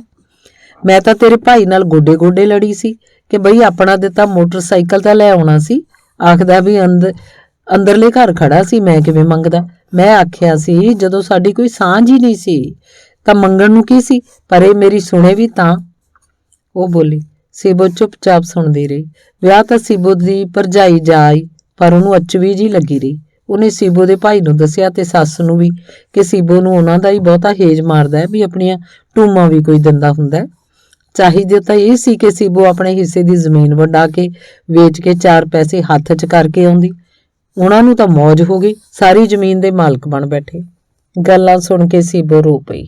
ਉਹਦੀ ਭਰਜਾਈ ਫੇਰ ਵੀ ਚੁੱਪ ਨਾ ਰਹੀ। ਕਹਿਣ ਲੱਗੀ, ਮੈਂ ਤਾਂ ਰਾਹ ਸਿਰ ਦੀ ਗੱਲ ਕਰਦੀ ਆਂ ਬਈ ਸਾਰੀ ਉਮਰ ਮਾਪਿਆਂ ਤੇ ਬੋਝ ਬਣਨ ਦੀ ਥਾਂ ਬੰਦਾ ਕੋਈ ਹੋਰ ਹੀਲਾ ਕਰੇ ਜਾਂ ਫਿਰ ਮਾਪਿਆਂ ਦਾ ਕੁਝ ਕਰਨ ਜੋਗਾ ਹੋਵੇ। ਸੀਬੋ ਬਸ ਰੋਂਦੀ ਹੀ ਰਹੀ। ਇਹ ਤੋਂ ਮਗਰੋਂ ਸੀਬੋ ਦੀ ਭਰਜਾਈ ਨੂੰ ਸੀਬੋ ਚੰਗੀ ਲੱਗਣੋਂ ਹੀ ਹਟ ਗਈ। ਉਹਨੂੰ ਹਮੇਸ਼ਾ ਲੱਗਦਾ ਸੀ ਕਿ ਮਸਾਂ ਇਹਦਾ ਵਿਆਹ ਕੀਤਾ ਸੀ, ਹਾਲੇ ਇਹਦੇ ਵਿਆਹ ਦਾ ਲੈਣ ਦੇਣ ਹੀ ਮੁੱਕਿਆ ਨਹੀਂ, ਇਹ ਫੇਰ ਬੂਹੇ ਤੇ ਆ ਬੈਠੇ। ਇੱਧਰ ਸਾਧੂ ਨੇ ਸੋਚਿਆ ਕਿ ਇਹ ਕਿਸ਼ਤ ਤਾਂ ਭਰੀ ਗਈ ਤੇ ਅਗਲੀ ਕਿਵੇਂ ਭਰੀ ਜਾਊ। ਉਹਨੇ ਕਈ ਜਣਿਆਂ ਨਾਲ ਆਪਣੇ ਟਰੈਕਟਰ ਵੇਚਣ ਦੀ ਗੱਲ ਤੋਰੀ, ਕਿਸੇ ਨੇ ਹਾਮੀ ਨਾ ਭਰੀ। ਸਾਧੂ ਦੇ ਮਨ 'ਚ ਹਰ ਵੇਲੇ ਇਹੀ ਲੱਗਿਆ ਰਹਿੰਦਾ ਕਿ ਉਹ ਬੈਂਕ ਦੀ ਅਗਲੀ ਕਿਸ਼ਤ ਕਿਵੇਂ ਮੋੜੇਗਾ। ਉਹਨੇ ਜੈਕੁਰ ਨੂੰ ਆਪਣੇ ਪੇਕਿਆਂ ਤੋਂ ਕੁਝ ਪੈਸੇ ਉਧਾਰੇ ਲਿਆਉਣ ਲਈ ਕਿਹਾ। ਉਹ ਚਾਰੇ ਪੈਰ ਚੁੱਕ ਕੇ ਪਈ ਤੇ ਆਖਣ ਲੱਗੀ, ਸ਼ਰਮ ਤਾਂ ਨਹੀਂ ਆਉਂਦੀ ਇਹ ਗੱਲ ਕਰਦੇ ਨੂੰ। ਉਹ ਆਪਣਾ ਖਬਰੇ ਕਿਵੇਂ ਗੁਜ਼ਾਰਾ ਕਰਦੇ ਹੋਣਗੇ, ਉਹਨਾਂ ਤੋਂ ਪੈਸੇ ਮੰਗ ਕੇ ਮੈਂ ਮੂੰਹ ਦਾ ਮਾਣ ਗਵਾਵਾਂ। ਕੋਠੇ ਜਿੱਡੀ ਕੁੜੀ ਉਹਨਾਂ ਦੀ ਵਿਆਹਣ ਵਾਲੀ ਬੈਠੀ ਹੈ। ਸਾਧੂ ਚੁੱਪ ਰਿਹਾ। ਕੁਝ ਚਿਰ ਮਗਰੋਂ ਜੈਕੁਰ ਫਿਰ ਖਿੱਚ ਕੇ ਬੋਲੀ, ਦਾਣੇ ਸਾਰੇ ਆੜਤੀਏ ਨੂੰ ਚੁਕਵਾਤੇ, ਆਟਾ ਨਿੱਤ ਕਿਸੇ ਤੋਂ ਉਧਾਰਾ ਮੰਗਦੇ ਰਹਾਂਗੇ। ਜਿਉਣੇ ਬਾਬੇ ਨੂੰ ਆਖ ਕਿ 1 ਕਣਕ ਦੀ ਬੋਰੀ ਉਧਾਰੀ ਲੈ ਆ। ਡੈਰੀ ਤੇ ਮੈਂ ਦੁੱਧ ਪਾਉਣਾ ਸ਼ੁਰੂ ਕਰਤਾ ਹੈ, ਪੈਸੇ ਆਉਣ ਤੇ ਚਾਹ ਪੱਤੀ ਤੇ ਗੁੜ ਹੋਰ ਕੁਝ ਲੈ ਆਵਾਂਗੇ। ਸਾਧੂ ਨੂੰ ਜਿਉਣੇ ਬਾਬੇ ਤੋਂ ਕਣਕ ਦੀ ਬੋਰੀ ਮੰਗਣੀ ਦੁੱਬਰ ਲੱਗਦੀ ਸੀ। ਉਹਦੇ ਘਰ ਦਾਣੇ ਮੰਗਣ ਤਾਂ ਲਾਗੀ ਤੱਥੀ ਜਾਂਦੇ ਸੀ, ਜਿਹੜੇ ਫਸਲ ਆਉਣ ਤੇ ਡਿਉੜੇ ਸਵਾਏ ਮੁੜਦੇ ਸੀ। ਸਾਧੂ ਨੂੰ ਫਿਕਰਾਂ 'ਚ ਪਿਆ ਦੇਖ ਕੇ ਜੈਕੁਰ ਨੇ ਕਿਹਾ, ਮੈਂ ਭਜਨੋਂ ਅੰਮਾ ਨੂੰ ਕਹਾਂਗੀ ਕਿ ਬਹੂ ਤੋਂ ਚੋਰੀਓਂ ਪੀਣ ਕਰਾਉਣ ਦੇ ਬਹਾਨੇ ਆਪਣੇ ਮੁੰਡੇ ਤੋਂ 1 ਗੱਟਾ ਕਣਕ ਦਾ ਦਵਾ ਦੇ। ਇਹ ਗੱਲਾਂ ਸੁਣ ਕੇ ਉਹਦਾ ਦਿਲ ਘਬਰਾ ਗਿਆ। ਅਗਲੀ ਕਿਸ਼ਤ ਆਉਣ ਤੋਂ ਪਹਿਲਾਂ ਸਾਧੂ ਨੇ 1-2 ਜਣਿਆਂ ਤੋਂ ਆਪਣੀ ਜ਼ਮੀਨ ਗਹਿਣੇ ਧਰਨ ਬਾਰੇ ਪੁੱਛਿਆ। ਬਚਣੇ ਵਾਲੀ ਜ਼ਮੀਨ ਵੀ ਰਲਾ ਕੇ ਉਹਦੇ ਕੋਲ 4 ਕਿੱਲੇ ਜ਼ਮੀਨ ਸੀ। 4 ਕਿੱਲੇ ਗਹਿਣੇ ਧਰ ਕੇ ਜੇ ਉਹਨੇ 1 ਕਿਸ਼ਤ ਭਰ ਵੀ ਦਿੱਤੀ ਤਾਂ ਬਾਕੀ ਦੀ ਕਿੱਥੋਂ ਭਰੂ? ਨਾਲੇ ਇਸ ਚੋਂ ਕੀ ਬੈਂਕ ਦਾ ਭਰੂ ਤੇ ਕੀ ਘਰ ਰੱਖੂ? ਸਾਧੂ ਨੂੰ ਮੁੜ-ਮੁੜ ਬਚਣੇ ਦੀ ਯਾਦ ਆ ਰਹੀ ਸੀ ਕਿ ਜੇ ਉਹ ਜਿਉਂਦਾ ਹੁੰਦਾ ਤਾਂ ਉਹਨੇ ਆਪੇ ਕਿਸ਼ਤਾਂ ਮੋੜੀ ਜਾਣੀਆਂ ਸੀ। ਉਹਨੇ ਟਰੈਕਟਰ ਨੂੰ ਅੱਧੇ ਮੁੱਲ 'ਚ ਵੇਚਣ ਦਾ ਫੈਸਲਾ ਕਰ ਲਿਆ। ਮਿਲਖੇ ਤੇ ਗੁਲਜ਼ਾਰੇ ਨੂੰ ਇਹ ਫੈਸਲਾ ਚੰਗਾ ਨਾ ਲੱਗਾ। ਉਹਨਾਂ ਦਾ ਟਰੈਕਟਰ ਕਿਸੇ ਹੋਰ ਦਾ ਹੋ ਜਾਊ, ਇਸ ਗੱਲ ਨਾਲੋਂ ਹੇਠੀ ਦੀ ਗੱਲ ਕਿਹੜੀ ਹੋ ਸਕਦੀ ਸੀ। ਜਿਸ ਦਿਨ ਦਾ ਸੀਬੋ ਦੀ ਭਰਜਾਈ ਨੂੰ ਪਤਾ ਲੱਗਾ ਕਿ ਸੀਬੋ ਨੇ ਟੂਮਾਂ ਤੇ ਪੈਨਸ਼ਨ ਦੇ ਪੈਸੇ ਜੇਠ ਜਠਾਣੀ ਨੂੰ ਦੇ ਦਿੱਤੇ ਨੇ ਤਾਂ ਸੀਬੋ ਨਾਲੋਂ ਨਾਰਾਜ਼ ਰਹਿਣ ਲੱਗ ਪਈ ਸੀ। ਉਹਨੂੰ ਲੱਗਦਾ ਸੀ ਕਿ ਰੋਟੀਆਂ ਸਾਡੇ ਸਿਰ ਤੇ ਪਾੜਦੀ ਹੈ, ਉਹਨਾਂ ਕੋਲ ਹੀ ਰਹਿੰਦੀ, ਫਿਰ ਇੱਥੇ ਕਾਹਨੂੰ ਭੱਜੀ ਆਈ। ਫਿਰ ਸੀਬੋ ਦੀ ਭਰਜਾਈ ਨੇ ਸੀਬੋ ਦੇ ਭਾਈ ਨੂੰ ਕਹਿਣਾ ਸ਼ੁਰੂ ਕਰਤਾ ਕਿ ਕੁੜੀ ਦਾ ਕੁਝ ਸੋਚੋ, ਇਹ ਸਾਰੀ ਉਮਰ ਸਾਡੇ ਸਿਰ ਤੇ ਨਾ ਬੈਠੇ। ਪਰ ਉਹਦਾ ਭਰਾ ਕਹਿੰਦਾ ਕਿ ਸਾਰਾ ਦਿਨ ਤੇਰੇ ਮੂਹਰੇ ਗੋਲੀਆਂ ਵਾਂਗ ਕੰਮਕਾਰ ਕਰਦੀ ਰਹਿੰਦੀ ਐ, ਜਿੱਥੇ ਅਸੀਂ ਰੋਟੀ ਖਾਂਦੇ ਆ ਉਹ ਖਾ ਲੈਂਦੀ ਹੈ, ਤੂੰ ਆਪ ਦੱਸ ਮੈਂ ਇਹਨੂੰ ਕਿੱਥੇ ਕੱਢਾਂ। ਫਿਰ ਭਰਜਾਈ ਸੋਚਣ ਲੱਗੀ ਕਿ ਉਸੇ ਨੂੰ ਆਪ ਹੀ ਕੁਝ ਸੋਚਣਾ ਪਊ। ਉਹਨੇ ਆਪਣੇ ਅੰਗਾ ਸਾਕਾਂ ਨਾਲ ਸਭ ਨੂੰ ਆਖ ਦਿੱਤਾ ਕਿ ਉਹ ਕੋਈ ਮਾੜਾ ਮੋਟਾ ਕੁੜੀ ਲਈ ਟਿਕਾਣਾ ਲੱਭ ਦੇਣ, ਮਿਲੂਗਾ ਤਾਂ ਦੁਹਾਜੂ ਜਾਂ ਫਿਰ ਛੜਾ ਜਿਹਨੂੰ ਕੋਈ ਸਾਕ ਨਾ ਹੁੰਦਾ ਹੋਵੇ। ਚੱਲ ਸਾਨੂੰ ਕੀ, ਇੱਕ ਵਾਰੀ ਇੱਥੋਂ ਤੁਰਦੀ ਹੋਵੇ। ਉਹਦੀ ਰਿਸ਼ਤੇਦਾਰੀ ਚੋਂ ਇੱਕ ਕਿਸੇ ਨੇ ਬੰਦਾ ਦੱਸਿਆ ਜਿਹਦੀ ਘਰ ਵਾਲੀ ਮਰ ਗਈ ਸੀ, ਪਰ ਉਹਦੀ ਤਾਂ ਕੁੜੀ ਸੀਬੋ ਦੇ ਆਣ ਦੀ ਸੀ। ਸੀਬੋ ਦੀ ਮਾਂ ਨੇ ਨਾ ਕਰਤੀ ਆ ਕਿ ਮੇਰੀ ਸੋਨੇ ਵਰਗੀ ਧੀ ਉਸ ਬੁੜੇ ਦੇ ਮਗਰ ਲਾਉਣੀ ਹੈ ਜਿਹਦੇ ਮੜੀਆਂ 'ਚ ਪੈਰ ਨੇ। ਫਿਰ ਕਿਸੇ ਨੇ ਬਾਹਰੋਂ ਆਇਆ ਬੰਦਾ ਦੱਸਿਆ, ਉਹ ਸੀਬੋ ਨੂੰ ਵੇਖਣ ਵੀ ਆ ਗਿਆ। ਉਹਨੇ ਕਿਹਾ ਕਿ ਵਿਆਹ ਕਰਕੇ ਮੈਂ ਛੇਤੀ ਨਾਲ ਨਹੀਂ ਲਿਜਾ ਸਕਣਾ, ਕੁੜੀ ਨੂੰ 2-4 ਸਾਲ ਮੇਰੇ ਮਾਪਿਆਂ ਦੀ ਸੇਵਾ ਕਰਨੀ ਪਊ ਜਦ ਤੱਕ ਮੈਂ ਪੱਕਾ ਨਹੀਂ ਹੋ ਜਾਂਦਾ। ਸੀਬੋ ਦੀ ਭਰਜਾਈ ਇੱਥੇ ਹਾਂ ਕਰਨੀ ਚਾਹੁੰਦੀ ਸੀ, ਪਰ ਉਹਦੇ ਭਰਾ ਨੇ ਕਿਹਾ ਕਿ ਮੈਨੂੰ ਪਤਾ ਹੈ ਉਧਰ ਬੰਦੇ ਮੇਮਾਂ ਨਾਲ ਵਿਆਹ ਕਰ ਲੈਂਦੇ ਨੇ, ਇੱਧਰ ਵਿਆਹ ਕਰਵਾ ਕੇ ਮਾਪਿਆਂ ਦੀ ਸੇਵਾ ਲਈ ਕੁੜੀ ਨੂੰ ਛੱਡ ਜਾਂਦੇ ਨੇ। ਕੁੜੀਆਂ ਉਡੀਕਦੀਆਂ ਰਹਿ ਜਾਂਦੀਆਂ ਨੇ ਪਰ ਉਹ ਮੁੜਦੇ ਬੋੜਦੇ ਨਹੀਂ। ਇਸ ਲਈ ਉਹਦੇ ਭਰਾ ਨੇ ਨਾ ਕਰ ਦਿੱਤੀ। ਸੀਬੋ ਦੀ ਭਰਜਾਈ ਉਸ ਨਾਲ ਬਹੁਤ ਲੜੀ ਕਿ ਕੋਈ ਤੇਰੇ ਨਖਰੇ ਹੇਠ ਨਹੀਂ ਆਉਂਦਾ, ਹੋਰ ਕੀ ਇਹਨੂੰ ਕੋਈ ਰਾਜਕੁਮਾਰ ਵਿਆਹਣ ਹੋਊਗਾ। ਉਹਨੇ ਕਿਹਾ ਕਿ ਬਹੁਤਾ ਕਰਦੀ ਹੈ ਤਾਂ ਮੈਂ ਸੀਬੋ ਨੂੰ ਉੱਪਰਲੇ ਚੁਬਾਰੇ ਅੱਡ ਕਰ ਦਿੰਨਾ, ਤੇਰੇ ਕਾਟੋ ਕਲੇਸ਼ ਤੋਂ ਬਚੀ ਰਹੂਗੀ। ਆਹੋ ਮੈਨੂੰ ਕਰਦੇ ਬਦਨਾਮ ਬਈ ਭਰਜਾਈ ਤੋਂ 2 ਰੋਟੀਆਂ ਨਹੀਂ ਦਿੱਤੀਆਂ ਗਈਆਂ। ਉਹਨੂੰ ਆਖ ਕੇ ਆਪਣੇ ਲਈ ਲੀੜਾ ਕੱਪੜਾ ਜੋ ਹੋਰ ਚਾਹੀਦਾ ਆਪਣੀ ਪੈਨਸ਼ਨ ਚੋਂ ਲਿਆ ਕਰੇ। ਬੇਬੇ ਸਾਡੀ ਨੂੰ ਵੀ ਉਹਦਾ ਫਿਕਰ ਰਹਿੰਦਾ, ਹਰ ਚੀਜ਼ ਪਹਿਲਾਂ ਉਸ ਲਈ ਰੱਖੂਗੀ। ਉਹ ਖਿਝ ਕੇ ਬੋਲੀ। ਉਹਦਾ ਭਾਈ ਕੁਝ ਨਾ ਬੋਲਿਆ, ਸੀਬੋ ਵੀ ਚੁੱਪਚਾਪ ਸੁਣਦੀ ਰਹੀ। ਉਹ ਸਮਝਦੀ ਸਭ ਕੁਝ ਸੀ, ਪਰ ਉਹਨੂੰ ਪਤਾ ਨਹੀਂ ਸੀ ਲੱਗਦਾ ਕਿ ਉਹ ਕੀ ਕਰੇ। ਇਉਂ ਹੀ ਘਿੱਚ ਕਰਦਿਆਂ ਸਮਾਂ ਲੰਘ ਰਿਹਾ ਸੀ। ਅੰਗ 9ਵਾਂ। ਇੱਕ ਦਿਨ ਉਹਨੇ ਮਾੜੀ ਖਬਰ ਸੁਣੀ ਕਿ ਸਾਧੂ ਨੇ ਟਰੈਕਟਰ ਵੇਚ ਦਿੱਤਾ ਤੇ ਕੁਝ ਜ਼ਮੀਨ ਵੀ ਗਹਿਣੇ ਧਰ ਦਿੱਤੀ ਸੀ। ਫਿਰ ਵੀ ਟਰੈਕਟਰ ਦੀਆਂ ਕਿਸ਼ਤਾਂ ਪੂਰੀਆਂ ਨਹੀਂ ਸੀ ਹੋਈਆਂ ਤਾਂ ਬੈਂਕ ਵਾਲੇ ਵਿਆਜ ਤੇ ਵਿਆਜ ਲਾਈ ਗਏ। ਆੜਤੀਆ ਫਸਲ ਘਰ ਨਹੀਂ ਲਿਜਾਣ ਦਿੰਦਾ ਸੀ ਕਿਉਂਕਿ ਬਚਨੇ ਦੇ ਵਿਆਹ ਵੇਲੇ ਦੇ ਆੜਤੀਏ ਤੋਂ ਵੀ ਪੈਸੇ ਫੜੇ ਹੋਏ ਸੀ। ਉਹਨੂੰ ਸਮਝ ਨਹੀਂ ਸੀ ਆਈ ਕਿ ਉਹ ਕੀ ਕਰੇ। ਇੱਕ ਦਿਨ ਸਾਧੂ ਨੂੰ ਪਤਾ ਲੱਗਾ ਕਿ ਕੱਲ ਨੂੰ ਬੈਂਕ ਵਾਲੇ ਜ਼ਮੀਨ ਦੀ ਕੁਰਕੀ ਕਰਨ ਆਉਣਗੇ ਤੇ ਨਾਲ ਹੀ ਪੁਲਿਸ ਹੋਏਗੀ ਜਿਸ ਤੇ ਉਹਨੇ ਲੋਨ ਲਿਆ ਹੋਇਆ ਸੀ। ਸੁਣਦਿਆਂ ਸਾਰੀ ਜਿਵੇਂ ਉਹਨੂੰ ਘੁਮੇਰ ਆਈ, ਉਹ ਫਟਾਫਟ ਉੱਠ ਕੇ ਆਪਣੇ ਖੇਤਾਂ ਵੱਲ ਗਿਆ। ਉੱਚੀ ਰੋ ਕੇ ਖੇਤ 'ਚ ਬੈਠ ਕੇ ਮਿੱਟੀ ਨੂੰ ਥਪਥਪਾਇਆ, ਬੋਲਿਆ, ਹਾਏ ਓ ਰੱਬਾ ਮੈਂ ਕੀ ਕਰਾਂ, ਮੇਰੇ ਜੱਦੀ ਪੁਸ਼ਤੀ ਖੇਤ ਨਿਲਾਮ ਹੋ ਜਾਣਗੇ, ਕਿਸੇ ਹੋਰ ਕੋਲ ਚਲੇ ਜਾਣਗੇ। ਬਾਬੇ ਸ਼ਹੀਦੋ ਮੈਨੂੰ ਬਖਸ਼ ਦਿਓ। ਹੇ ਖਵਾਜਾ ਪੀਰ, ਤੂੰ ਪਿੱਤਰਾਂ ਕੋਲ ਮੇਰੀ ਗਵਾਹੀ ਦਈ ਕਿ ਮੈਂ ਆਪਣੇ ਖੇਤ ਨਸ਼ਿਆਂ ਕਰਕੇ ਨਹੀਂ ਗਵਾਏ। ਹੇ ਬਾਬੇ ਨਾਨਕ, ਬੇਇੱਜ਼ਤ ਹੋਣ ਤੋਂ ਪਹਿਲਾਂ ਮੇਰੇ ਮੂੰਹ ਤੇ ਪਰਦਾ ਕਿਉਂ ਨਹੀਂ ਪੈ ਜਾਂਦਾ। ਸ਼ਰੀਕੇ ਵਾਲੇ ਕੀ ਆਖਣਗੇ, ਹਾਏ ਮੈਂ ਪੱਟਿਆ ਗਿਆ। ਇਸ ਤਰ੍ਹਾਂ ਦੀਆਂ ਗੱਲਾਂ ਕਰਦਾ ਹੋਇਆ ਉਹ ਖੂਹ ਵੱਲ ਤੁਰ ਪਿਆ। ਮੌਣ ਉੱਤੇ ਖੜ ਕੇ ਉਹ ਖੂਹ 'ਚ ਝਾਕਿਆ, ਫਿਰ ਪਤਾ ਨਹੀਂ ਕੀ ਹੋਇਆ ਕਿ ਉਹ ਸਿਰ ਪਰਨੇ ਖੂਹ 'ਚ ਡਿੱਗ ਪਿਆ। ਦੂਰੋਂ ਦੇਖ ਕੇ ਲੋਕ ਨੱਠੇ ਆਏ। ਕੁਝ ਚਿਰ ਪਾਣੀ ਹੇਠ ਹਲਚਲ ਹੋਈ ਤੇ ਉੱਤੇ ਪਾਣੀ ਦੇ ਬੁਲਬੁਲੇ ਉੱਠੇ। ਜਦ ਤੱਕ ਲੋਕਾਂ ਨੇ ਖੂਹ 'ਚ ਉਤਰਨ ਦਾ ਤੇ ਸਾਧੂ ਨੂੰ ਬਾਹਰ ਕੱਢਣ ਦਾ ਹੀਲਾ ਕੀਤਾ, ਉਦੋਂ ਤੱਕ ਸਾਧੂ ਦਾ ਸਾਹ ਬੰਦ ਹੋ ਚੁੱਕਿਆ ਸੀ। ਅੱਧਾ ਪੌਣਾ ਘੰਟਾ ਲਾ ਕੇ ਉਹਨੂੰ ਬਾਹਰ ਕੱਢਿਆ ਗਿਆ। ਪੁੱਠੇ ਘੜੇ ਤੇ ਉਲਟਾ ਪਾ ਕੇ ਉਹਦੇ ਅੰਦਰੋਂ ਪਾਣੀ ਕੱਢਿਆ ਗਿਆ। ਉਹਦੀਆਂ ਲੱਤਾਂ ਬਾਹਾਂ ਹਿਲਾਈਆਂ ਗਈਆਂ, ਪਰ ਉਹ ਤਾਂ ਮਰ ਚੁੱਕਿਆ ਸੀ। ਸੀਬੋ ਆਪਣੀ ਮਾਂ ਨੂੰ ਨਾਲ ਲੈ ਕੇ ਮਕਾਨ ਗਈ। ਮਿਲਖੇ ਤੇ ਗੁਲਜ਼ਾਰੇ ਨੇ ਰੋ ਕੇ ਬੁਰਾ ਹਾਲ ਕਰ ਲਿਆ ਸੀ। ਜੈਕੁਰ ਦਾ ਵੀ ਬੁਰਾ ਹਾਲ ਸੀ। ਆਂਢਣਾ ਗੁਆਂਢਣਾ ਬਥੇਰਾ ਸਮਝਾਉਂਦੀਆਂ ਕਿ ਲਿਖੀ ਹੋਈ ਸੀ। ਅੰਮਾ ਬਿਸ਼ਨੀ ਜੈਕੁਰ ਨੂੰ ਸਮਝਾ ਰਹੀ ਸੀ ਕਿ ਜੈਕੁਰੇ, ਡਾਢੇ ਮੂਹਰੇ ਕਿਹਦਾ ਜ਼ੋਰ ਹੈ, ਦੁੱਖ ਤਾਂ ਬਚਨੇ ਦਾ ਹੀ ਬਥੇਰਾ ਸੀ। ਆ ਇੱਕ ਹੋਰ ਭਾਣਾ ਵਰਤ ਗਿਆ। ਮੇਰਾ ਸ਼ੇਰੂ ਅੱਜ ਹੋ ਕੇ ਫੌਜ ਚੋਂ ਮੁੜ ਆਇਆ, ਲੱਤ 'ਚ ਗੋਲੀ ਲੱਗੀ ਸੀ, ਲੱਤ ਕੱਟਣੀ ਪਈ। ਫੇਰ ਵੀ ਮੈਂ ਕਹਿੰਦੀ ਆ ਚੱਲ ਜਿਉਂਦਾ ਤਾਂ ਹੈ। ਬਥੇਰੇ ਮਾਵਾਂ ਦੇ ਪੁੱਤ ਉੱਥੇ ਮੁੱਕ ਗਏ। ਚਲੋ ਜਾਣੋ, ਘਰ ਨੂੰ ਪੱਥਰ ਦਾ ਜਿੰਦਰਾ ਤਾਂ ਨਹੀਂ ਵੱਜੂ, ਮੈਂ ਕਿੰਨੀ ਦੇਰ ਬੈਠੀ ਰਹੂੰ। ਫਿਰ ਕੁਝ ਚਿਰ ਚੁੱਪ ਰਹਿਣ ਪਿੱਛੋਂ ਕਹਿਣ ਲੱਗੀ ਕਿ ਜਿਉਂਦੇ ਰਹਿਣ ਤੇਰੇ ਪੁੱਤ, ਕੱਲ ਨੂੰ ਆਪੇ ਸਭ ਕੁਝ ਸਾਂਭ ਲੈਣਗੇ। ਪਰ ਜੈਕੁਰ ਨੂੰ ਸਮਝ ਨਹੀਂ ਸੀ ਲੱਗ ਰਹੀ ਕਿ ਸਾਧੂ ਬਿਨਾਂ ਅਸੀਂ ਕੀ ਕਰਾਂਗੇ। ਮਕਾਨਾਂ ਆਉਂਦੀਆਂ ਰਹੀਆਂ, ਸਿਆਪੇ ਹੁੰਦੇ ਰਹੇ। ਸੀਬੋ ਕੁਝ ਚਿਰ ਲਈ ਜੈਕੁਰ ਕੋਲ ਰਹਿ ਪਈ। ਉਹ ਸੋਚਦੀ ਸੀ ਕਿ ਇਸ ਟੱਬਰ ਨਾਲ ਇਉਂ ਕਿਉਂ ਵਾਪਰ ਰਿਹਾ। ਉਹ ਮੁੜ ਬਚਨੇ ਨੂੰ ਯਾਦ ਕਰਕੇ ਉਲਾਂਭੇ ਦਿੰਦੀ ਕਿ ਜੇ ਤੂੰ ਇੱਥੇ ਹੁੰਦਾ ਤਾਂ ਬਾਈ ਜੀ ਨੇ ਨਹੀਂ ਸੀ ਮਰਨਾ। ਸੀਬੋ ਜੈਕੁਰ ਨੂੰ ਨਾਲ ਦੇ ਘਰੋਂ ਆਈ ਰੋਟੀ ਦਾਲ ਖਾਣ ਲਈ ਆਖ ਰਹੀ ਸੀ। ਭੋਗ ਪੈਣ ਪਿੱਛੋਂ ਸੀਬੋ ਆਪਣੀ ਮਾਂ ਨਾਲ ਜਾਣ ਲਈ ਤਿਆਰ ਹੋਈ ਤਾਂ ਜੈਕੁਰ ਨੇ ਕਿਹਾ ਕਿ ਸੀਬੋ ਤੂੰ ਸਾਡੇ ਕੋਲ ਕੁਝ ਚਿਰ ਹੋਰ ਰਹਿ ਜਾ, ਤੇਰੇ ਬਿਨਾਂ ਹੋਰ ਸਾਡਾ ਕੌਣ ਆ। ਗੁਲਜ਼ਾਰਾ ਵੀ ਆਪਣੀ ਚਾਚੀ ਨੂੰ ਰੋਕਣ ਲਈ ਜ਼ੋਰ ਪਾਉਣ ਲੱਗ ਪਿਆ। ਸੀਬੋ ਮੰਨ ਗਈ ਤੇ ਉਹਦੀ ਮਾਂ ਚਲੀ ਗਈ। ਸੀਬੋ ਦੀ ਭਰਜਾਈ ਨੇ ਸੁੱਖ ਦਾ ਸਾਹ ਲਿਆ। ਚਾਹੁੰਦੀ ਸੀ ਕਿ ਸੀਬੋ ਹਮੇਸ਼ਾ ਲਈ ਚਲੀ ਜਾਵੇ। ਉਹ ਮੁੜ ਸੀਬੋ ਦੇ ਭਾਈ ਨੂੰ ਆਖਦੀ ਕਿ ਉਹ ਸੀਬੋ ਬਾਰੇ ਵੀ ਕੁਝ ਸੋਚੇ, ਅਜੇ ਉਹਦੀ ਉਮਰ ਹੀ ਕੀ ਹੈ, ਹੋਰ ਹੀ ਨਾ ਕੋਈ ਚੰਦ ਚਾੜ ਦੇਵੇ। 15 ਦਿਨਾਂ ਮਗਰੋਂ ਸੀਬੋ ਦਾ ਭਰਾ ਉਹਨੂੰ ਲੈਣ ਚਲਾ ਗਿਆ। ਉਹ ਸੋਚਦਾ ਕਿ ਉਸ ਪਿੰਡ 'ਚ ਸੀਬੋ ਦਾ ਕੀ ਰਹਿ ਗਿਆ, ਲੋਕੀ ਕੀ ਕਹਿਣਗੇ ਕਿ ਘਰ ਵਾਲਿਆਂ ਨੇ ਘਰ ਤੋਂ ਕੱਢਤੀ।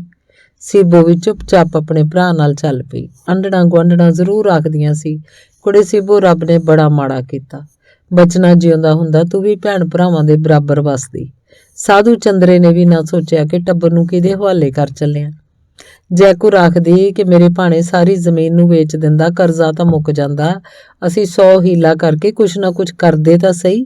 ਹੁਣ ਰਾਹ 'ਚ ਹੀ ਡੋਬਾ ਦੇ ਗਿਆ। ਲੈ ਜਾਣ ਬੈਂਕ ਵਾਲੇ ਜਿਹੜੀ ਜ਼ਮੀਨ ਲੈਣੀ ਹੈ। ਆਪੇ ਪਹਿਲਾਂ ਕਰਜ਼ਾ ਦਿੰਦੇ ਨੇ, ਮਗਰੋਂ ਪੁਲਿਸ ਚਾੜ ਲਿਆਉਂਦੇ ਨੇ। ਪਹਿਲਾਂ ਕਦੇ ਨਾਂ ਵੀ ਨਹੀਂ ਸੀ ਸੁਣਿਆ ਇਹੋ ਜਿਹੇ ਕਰਜ਼ਿਆਂ ਦਾ। ਮੈਂ ਕਹਿੰਦੀ ਹਾਂ ਭਾਵੇਂ ਘਰ ਬਾਹਰ ਵਿਕ ਜਾਂਦਾ ਪਰ ਉਹ ਆਪ ਜਿਉਂਦਾ ਰਹਿੰਦਾ। ਘਰ ਜਾ ਕੇ ਸੀਬੋ ਦਾ ਮਨ ਨਾ ਲੱਗਾ। ਕੁਝ ਦਿਨ ਮਗਰੋਂ ਇੱਕ ਵਾਰ ਫੇਰ ਸੀਬੋ ਜੈਕੁਰ ਕੋਲ ਜਾਣਾ ਚਾਹੁੰਦੀ ਸੀ। ਇਸ ਤੇ ਉਹਦੀ ਭਰਜਾਈ ਭੱਜ ਕੇ ਪਈ ਕਿ ਅਖੇ ਅਜੇ ਵੀ ਇਹਨੂੰ ਉਹਨਾਂ ਦਾ ਹੇਜ ਮਾਰਦਾ, ਜਿਨ੍ਹਾਂ ਨੇ ਕਦੇ ਆ ਕੇ ਸਾਰ ਨਹੀਂ ਲਈ। ਆਪਣੇ ਹਿੱਸੇ ਦੀ ਜ਼ਮੀਨ ਵੀ ਉਹਨਾਂ ਨੂੰ ਸੰਭਾਈ ਆ, ਕੋਈ ਹੋਰ ਹੁੰਦੀ ਵੇਚ ਕੇ ਪਾਸੇ ਹੁੰਦੀ। ਸੀਬੋ ਚੁੱਪ ਹੀ ਰਹੀ।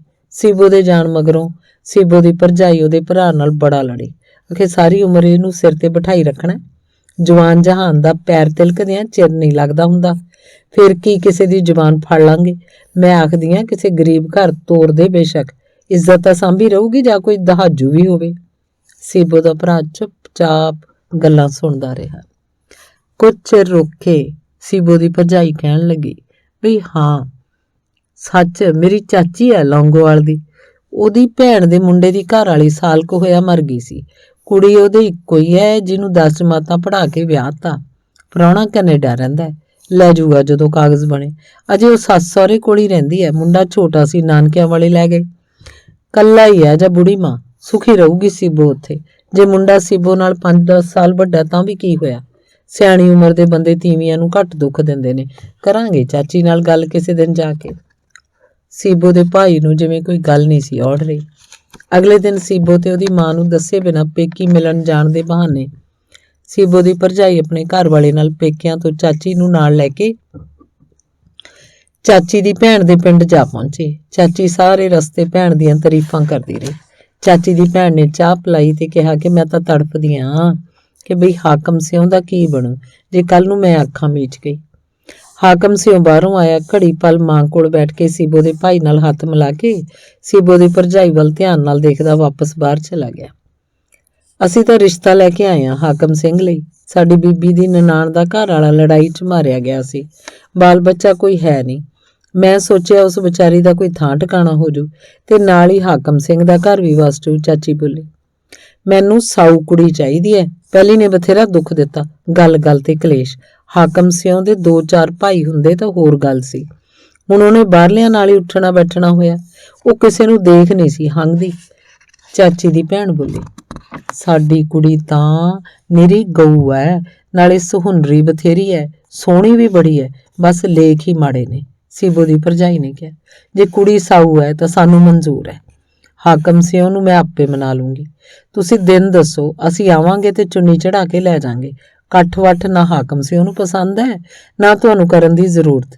ਚਾਚੀ ਦੀ ਭੈਣ ਨੇ ਆਖਿਆ, ਠੀਕ ਹੈ, ਹਾਕਮ ਸਿੰਘ ਨੂੰ ਰੁਪਈਆ ਫੜਾ ਦਈਏ। ਭਰਜਾਈ ਨੇ ਕਿਹਾ, ਰੁਪਈਆ ਤੁਸੀਂ ਮੈਨੂੰ ਦੇ ਦਿਓ, ਗੱਲ ਪੱਕੀ ਹੋਈ।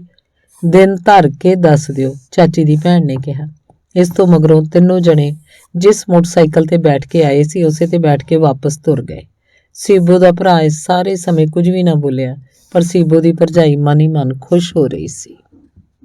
ਧੰਨਵਾਦ। ਅੰਗ 10ਵਾਂ। ਕੁਝ ਦਿਨਾਂ ਮਗਰੋਂ ਗੁਲਜ਼ਾਰਾ ਆਪਣੀ ਚਾਚੀ ਨੂੰ ਮਿਲਣ ਆਇਆ। ਚਾਚੀ ਨੂੰ ਮੱਥਾ ਟੇਕ ਕੇ ਉਹਦੇ ਕੋਲ ਬੈਠ ਕੇ ਰੋਣ ਲੱਗ ਪਿਆ। ਸੀਬੋ ਨੂੰ ਵੀ ਰੋਣਾ ਆ ਗਿਆ। ਸੀਬੋ ਦੀ ਭਰਜਾਈ ਕੌੜ ਅੱਖ ਨਾਲ ਝਾਕਦੀ ਗੁਲਜ਼ਾਰੇ ਨੂੰ ਚਾਹ ਦੇ ਗਈ।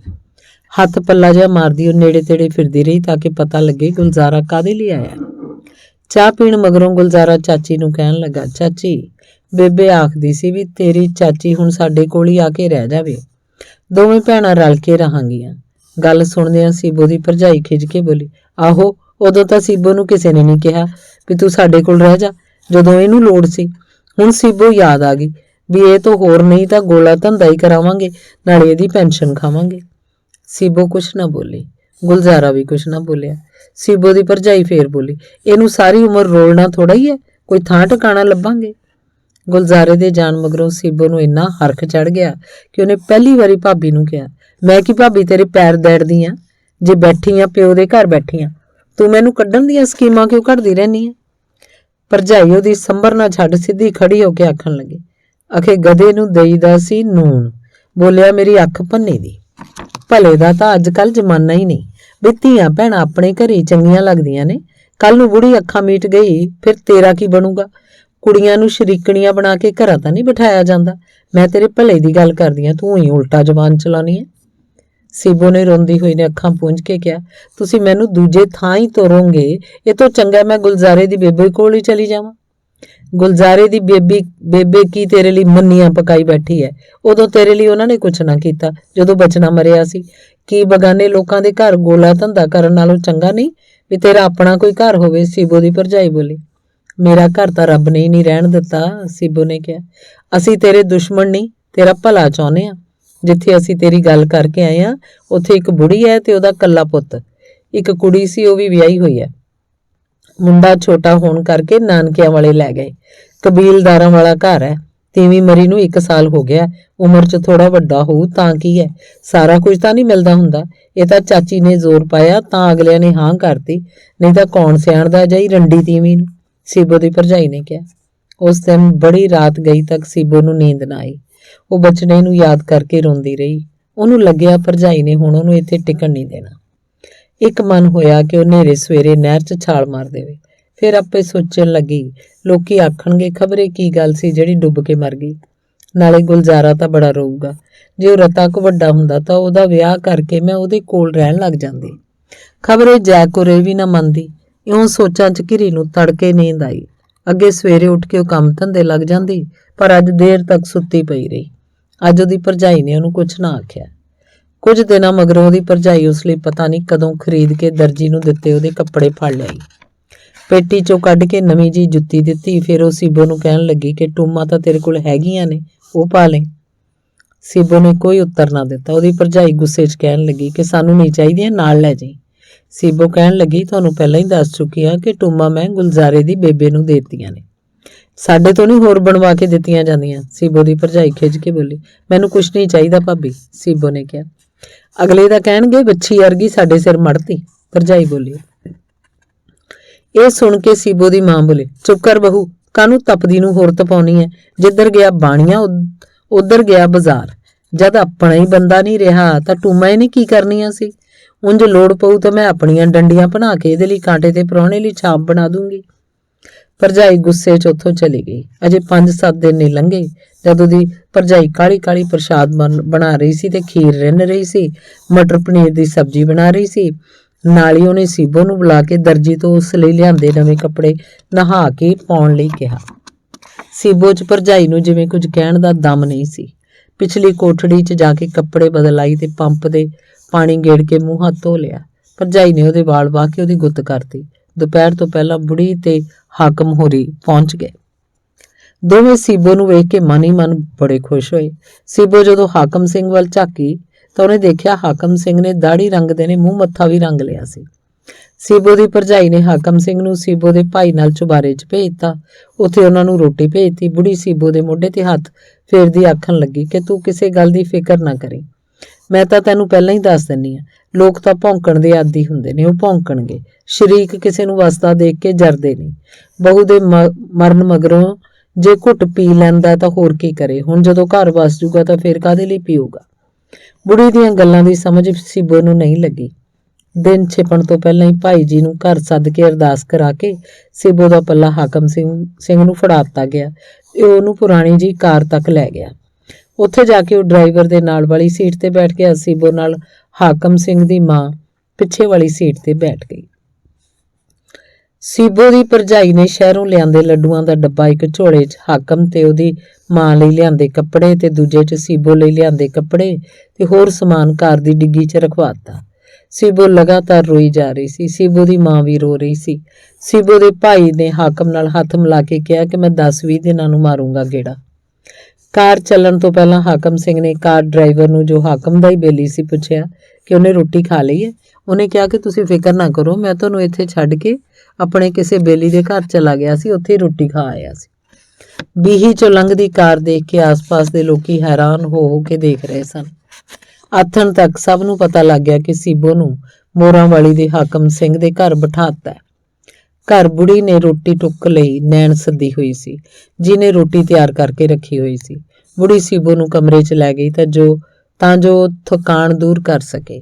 ਹਾਕਮ ਸਿੰਘ ਬੈਠਕ ਵਿੱਚ ਆਪਣੇ ਮਿੱਤਰਾਂ ਨਾਲ ਬੈਠ ਕੇ ਸ਼ਰਾਬ ਪੀਣ ਲੱਗ ਪਿਆ। ਬੁੜੀ ਸੀਬੋ ਨੂੰ ਸਮਝਾਉਣ ਲੱਗੀ ਕਿ ਅਖੇ ਲੋਕ ਤਾਂ ਬਥੇਰਾ ਕੁਝ ਸਿਖਾਉਣਗੇ, ਘਰ ਪੱਟਣ ਦੀ ਕੋਸ਼ਿਸ਼ ਕਰਨਗੇ, ਹੁਣ ਤੂੰ ਆ ਗਈ ਹੈ, ਆਪੇ ਸੁਧਰ ਜੂਗਾ। ਉਹ ਮਾੜੀ ਸੰਗਤ 'ਚ ਪੈ ਕੇ ਬੰਦਾ ਉਜੜੀ ਪੈ ਜਾਂਦਾ ਹੈ, ਤੇਰੇ ਹੁੰਦਿਆਂ ਕਾਹਨੂੰ ਕਿਸੇ ਨੂੰ ਘਰ ਵੜਨ ਦੇਊਗਾ। ਸੀਬੋ ਨੂੰ ਕੋਈ ਗੱਲ ਸਮਝ ਨਾ ਲੱਗੀ, ਚੁੱਪਚਾਪ ਸੁਣਦੀ ਰਹੀ। ਰਸੋਈ 'ਚ ਬੈਠੀ ਨੈਣ ਦੇ ਜਾਣ ਮਗਰੋਂ ਸੀਬੋ ਭਾਂਡੇ ਧੋਣ ਲੱਗ ਪਈ। ਕੁਝ ਚਿਰ ਮਗਰੋਂ ਹਾਕਮ ਦਾ ਇੱਕ ਬੇਲੀ ਖਾਲੀ ਜੱਗ ਫੜੀ ਰਸੋਈ ਵੱਲ ਆਇਆ। ਉਹ ਸੀਬੋ ਨੂੰ ਦੇਖ ਕੇ ਝਿਜਕ ਜਿਹਾ ਗਿਆ ਤੇ ਰੁੱਕ ਕੇ ਕਹਿਣ ਲੱਗਾ ਕਿ ਠੰਡਾ ਪਾਣੀ ਤਾਂ ਦਹੀਂ ਪਾ ਕੇ ਭਾਬੀ। ਰਸੋਈ ਦੇ ਕੋਲ ਬੈਠੀ ਬੁੜੀ ਨੇ ਉੱਠ ਕੇ ਜੱਗ ਪਾਣੀ ਦਾ ਭਰ ਕੇ ਦੇ ਦਿੱਤਾ ਤੇ ਕਿਹਾ, ਹਾਕਮ ਸਿਆਂ ਨੂੰ ਆਖੀ ਆਪ ਆ ਕੇ ਪਾਣੀ ਲਿਜਾਇਆ ਕਰੇ। ਪਾਣੀ ਮੇਜ਼ ਤੇ ਧਰਦਾ ਮਹਿੰਦਰ ਬੋਲਿਆ, ਪੀਓ ਰੱਜ ਕੇ ਪੀਓ, ਸਾਡਾ ਯਾਰ ਤਾਂ ਮੋਰਨੀ ਵਰਗੀ ਤੀਵੀਂ ਲੈ ਆਇਆ। ਕੰਜਰ ਦੇ ਭਾਗ ਹੀ ਤਕੜੇ ਨੇ, ਇੱਕ ਤੋਰੀ ਦੂਜੀ ਲਿਆਂਦੀ। ਹਾਕਮ ਸਿੰਘ ਕਹਿਣ ਲੱਗਾ, ਚੁੱਪ ਕਰਕੇ ਆਪਣਾ ਗਲਾਸ ਚੱਕ, ਵਾਧੂ ਭੌਂਕੀ ਨਾ ਜਾ। ਇਹੋ ਜਿਹੀ ਖਾਸ ਚੀਜ਼ ਕਿੱਥੋਂ ਹੱਥ ਲੱਗ ਗਈ? ਫੱਤੇ ਨੇ ਪੁੱਛਿਆ। ਉਹ ਚੁੱਪ ਕਰ ਜਾ, ਉਹੀ ਨਾ ਬੋਲੀ ਜਾ, ਮੈਂ ਕਿਸੇ ਦੀ ਕੱਢ ਕੇ ਨਹੀਂ ਲਿਆਇਆ, ਹਾਕਮ ਨੇ ਕਿਹਾ। ਉਹ ਵਿਆਹ ਹੁੰਦਾ ਤੇਰਾ ਸੁਣਿਆ ਨਹੀਂ, ਫੱਤੇ ਨੇ ਹੈਰਾਨੀ ਨਾਲ ਕਿਹਾ। ਉਹ ਨਹੀਂ, ਚੁੰਨੀ ਚੜਾ ਕੇ ਲਿਆਂਦੀ ਹੈ, ਮੈਂ ਆਪਣੀ ਕਾਰ 'ਚ ਲਿਆਇਆ, ਦਾਰਾ ਬੋਲਿਆ। ਫੇਰ ਤਾਂ ਰੱਜ ਰੱਜ ਪੀਓ, ਫੱਤਾ ਬੋਲਿਆ। ਭਾਬੀ ਨੂੰ ਕਹਿ ਸਾਨੂੰ ਅੱਜ ਬੱਕਰਾ ਰਿੰਨ ਕੇ ਖਵਾਵੇ, ਗਿੰਦਰ ਬੋਲਿਆ। ਉਹ ਚੁੱਪ ਕਰ ਜਾ ਗਿੰਦਰ ਯਾਰ, ਬੁੜੀ ਘੋਟਣਾ ਮਾਰੂ ਤੇਰੇ ਸਿਰ 'ਚ, ਫੱਤਾ ਬੋਲਿਆ। ਚਲੋ ਅੱਜ ਰਹਿਣ ਹੀ ਦਿੰਨੇ ਆ, ਫੇਰ ਕਿਸੇ ਦਿਨ, ਗਿੰਦਰ ਨੇ ਕਿਹਾ। ਇੰਨੇ ਨੂੰ ਹਾਕਮ ਦੀ ਮਾਂ ਦਰਵਾਜ਼ੇ ਦੇ ਕੋਲ ਆ ਕੇ ਬੋਲੀ, ਜਾਓ ਹੁਣ ਆਪਣੇ ਆਪਣੇ ਘਰਾਂ ਨੂੰ, ਹਾਕਮ ਸੇ ਉਹਨੇ ਆਰਾਮ ਕਰਨਾ। ਜਦੋਂ ਕੋਈ ਹਿਲਦਾ ਦਿਖਿਆ ਨਹੀਂ ਤਾਂ ਬੁੜੀ ਹੋਰ ਉੱਚੀ ਬੋਲੀ, ਵੇ ਬੋਲਿਓ, ਤੁਹਾਨੂੰ ਸੁਣਿਆ ਨਹੀਂ, ਆਪਣੇ ਆਪਣੇ ਘਰਾਂ ਨੂੰ ਜਾਓ। ਉਹਦੀ ਗੱਲ ਸੁਣ ਕੇ ਸਾਰੇ ਖਿਸਕ ਗਏ। ਹਾਕਮ ਸਿੰਘ ਸਭ ਦੇ ਜਾਣ ਮਗਰੋਂ ਆਪਣੀ ਮਾਂ ਨੂੰ ਕਹਿਣ ਲੱਗਾ, ਬੇਬੇ ਅਸੀਂ ਤੈਨੂੰ ਕੀ ਕਹਿੰਦੇ ਆ, ਉਰੇ ਬੈਠੇ, ਤੂੰ ਆਰਾਮ ਨਾਲ ਸੌਂ ਜਾ। ਬਈ ਜੈ ਵੱਡੇ ਦਿਆ, ਉਹ ਕੁੜੀ ਕੀ ਸੋਚੂਗੀ, ਉਹਨੇ ਵੀ ਆਰਾਮ ਕਰਨਾ ਹੈ ਕਿ ਨਹੀਂ? ਬੁੜੀ ਨੇ ਕਿਹਾ। ਵਾਧੂ ਸਿਰ ਨਾ ਚੜਾ ਲਈ ਇਹੋ ਜਿਹੀਆਂ ਗੱਲਾਂ ਕਰਕੇ, ਆਰਾਮ ਕਰਨਾ ਹੈ ਉਹਨੇ, ਹਾਕਮ ਖਿੱਚ ਕੇ ਬੋਲਿਆ। ਬੁੜੀ ਨੇ ਗਾਂਹ ਵੱਧ ਕੇ ਬੈਠਕ ਦਾ ਕੁੰਡਾ ਅੰਦਰੋਂ ਉਡਾ ਦਿੱਤਾ ਤੇ ਅੰਦਰ ਆ ਕੇ ਸੀਬੋ ਨੂੰ ਆਖਣ ਲੱਗੀ, ਲੈ ਜਾ ਹਾਕਮ ਸਿਉਂ ਦੀ ਰੋਟੀ ਪਾ ਕੇ ਤੇ ਨਾਲ ਹੀ ਆਪਣੀ ਲੈ ਜੀ 'ਚ ਪਾ ਕੇ ਬੈਠਕ 'ਚ। ਸੀਬੋ ਨੇ ਝਕਦੀ ਨੇ ਹਾਕਮ ਦੀ ਰੋਟੀ ਪਾਈ ਤੇ ਕਹਿਣ ਲੱਗੀ ਕਿ ਮੈਨੂੰ ਭੁੱਖ ਨਹੀਂ, ਜਿੰਨੀ ਭੁੱਖ ਹੈ ਉਨੀ ਖਾ ਲਈ, ਉੱਥੇ ਬੈਠਕ 'ਚ ਸੌਂ ਜਾਈ, ਮੰਜਾ ਉੱਥੇ ਖੋਰ ਵੀ ਪਿਆ ਹੋਇਆ, ਬੈਠਕ 'ਚ ਪਈ ਪੇਟੀ ਵਿੱਚੋਂ ਲੀੜੇ ਵੀ ਕੱਢ ਲਈ, ਦਰੀ ਗਦੈਲਾ ਖੇਸ ਵੀ ਪਿਆ ਹੋਇਆ, ਬੁੜੀ ਨੇ ਕਿਹਾ। ਘਬਰਾਈ ਜੀ ਸੀਬੋ ਰੋਟੀ ਲੈ ਕੇ ਬੈਠਕ 'ਚ ਚਲੀ ਗਈ ਤੇ ਉਹਨੇ ਮੇਜ਼ ਤੇ ਰੱਖ ਦਿੱਤੀ। ਹਾਕਮ ਸਿੰਘ ਨੇ ਇੱਕ ਗਲਾਸ ਭਰ ਕੇ ਸ਼ਰਾਬ ਦਾ ਇੱਕੋ ਸਾਹ ਪੀ ਲਿਆ, ਫਿਰ ਸੀਬੋ ਦੀ ਬਾਂਹ ਫੜ ਕੇ ਮੰਜੇ ਤੇ ਬਿਠਾਉਂਦਾ ਬੋਲਿਆ, ਤੂੰ ਨਹੀਂ ਮੇਰਾ ਸਾਥ ਦੇਂਗੀ, ਲੈ ਘੁੱਟ ਪੀ ਲੈ, ਤੇ ਕਹਿ ਉਹ ਖਾਲੀ ਗਲਾਸ 'ਚ ਸ਼ਰਾਬ ਪਾਉਣ ਲੱਗ ਪਿਆ। ਸੀਬੋ ਨੇ ਕਿਹਾ, ਮੈਂ ਨਹੀਂ ਪੀਂਦੀ। ਨਹੀਂ ਪੀਏਂਗੀ ਤਾਂ ਮੇਰਾ ਸਾਥ ਕਿਵੇਂ ਦੇਂਗੀ? ਨਸ਼ਾ ਕਰਕੇ ਤੀਵੀਂ ਹੋਰ ਵੀ ਸੋਹਣੀ ਹੋ ਜਾਂਦੀ ਹੈ। ਪੀਣ ਤਾਂ ਪੀਣ, ਮੈਂ ਤਾਂ ਤੈਨੂੰ ਸ਼ਰਾਬ 'ਚ ਨਹਾ ਦਿਆ ਕਰਨਾ, ਹਾਕਮ ਸਿੰਘ ਨੇ ਕਿਹਾ। ਬਸ ਹੁਣ ਰੋਟੀ ਖਾ ਲਓ, ਸੀਬੋ ਨੇ ਕਿਹਾ। ਚੱਲ ਪਹਿਲੀ ਬੁਰਕੀ ਤੂੰ ਮੇਰੇ ਮੂੰਹ 'ਚ ਪਾ, ਸ਼ਰਾਬ ਦੇ ਲੋਰ 'ਚ ਝੂਮਦਾ ਆਖਣ ਲੱਗਿਆ। ਸੀਬੋ ਨੇ ਝਕਦੀ ਨੇ ਬੁਰਕੀ ਤੋੜ ਸਬਜ਼ੀ ਨਾਲ ਲਾ ਕੇ ਉਹਦੇ ਮੂੰਹ 'ਚ ਪਾਈ। ਨਹੀਂ ਇਉਂ ਨਹੀਂ, ਪਹਿਲਾਂ ਅੱਧੀ ਬੁਰਕੀ ਤੂੰ ਖਾ, ਬਚ ਗਈ ਮੈਂ ਖਾਊਂਗਾ, ਸੀਬੋ ਦੀ ਬਾਂਹ ਫੜੀ ਉਹ ਆਖ ਰਿਹਾ ਸੀ। ਉਹ ਘਬਰਾ ਜੀ ਗਈ। ਡਰਨਾ, ਮੈਂ ਤੈਨੂੰ ਨਹੀਂ ਮਾਰਨ ਲੱਗਾ, ਉਹ ਤਾਂ ਕੰਜਰ ਦੀ ਮੇਰੀ ਆੜੀ ਨਾਲ ਰਲ ਕੇ ਮੈਨੂੰ ਮਾਰਨ ਲੱਗੀ ਸੀ, ਤਾਂ ਮੈਂ ਚਾੜਤੀ ਗੱਡੀ, ਤੂੰ ਤਾਂ ਇਉਂ ਨਹੀਂ ਕਰੇਂਗੀ ਮੇਰੇ ਨਾਲ, ਨਹੀਂ ਤਾਂ ਮੈਂ ਤੇਰੀਆਂ ਟੰਗਾਂ ਵੱਢ ਦੂੰ, ਕੋਈ ਤੇਰੇ ਕੰਨੀ ਝਾਕ ਕੇ ਤਾਂ ਦਿਖਾਵੇ, ਹਾਕਮ ਸਿੰਘ ਨੇ ਕਹਿ ਕੇ ਇੱਕ ਹੋਰ ਗਲਾਸ ਸ਼ਰਾਬ ਦਾ ਭਰ ਲਿਆ। ਪੀ ਕੇ ਉਹ ਕੁਰਸੀ ਤੇ ਤੋਂ ਮੰਜੇ ਤੇ ਟੇਢਾ ਹੋ ਗਿਆ, ਸ਼ਾਇਦ ਬਹੁਤੀ ਪੀ ਗਿਆ। ਉਹ ਝਾਟੀ ਬੇਹੋਸ਼ੀ ਵਰਗੀ ਨੀਂਦ ਸੌਂ ਗਿਆ। ਉਹ ਬੁੜਬੁੜਾ ਵੀ ਰਿਹਾ ਸੀ। ਸੀਬੋ ਨੂੰ ਕੁਝ ਵੀ ਸਮਝ ਨਹੀਂ ਸੀ ਲੱਗ ਰਹੀ।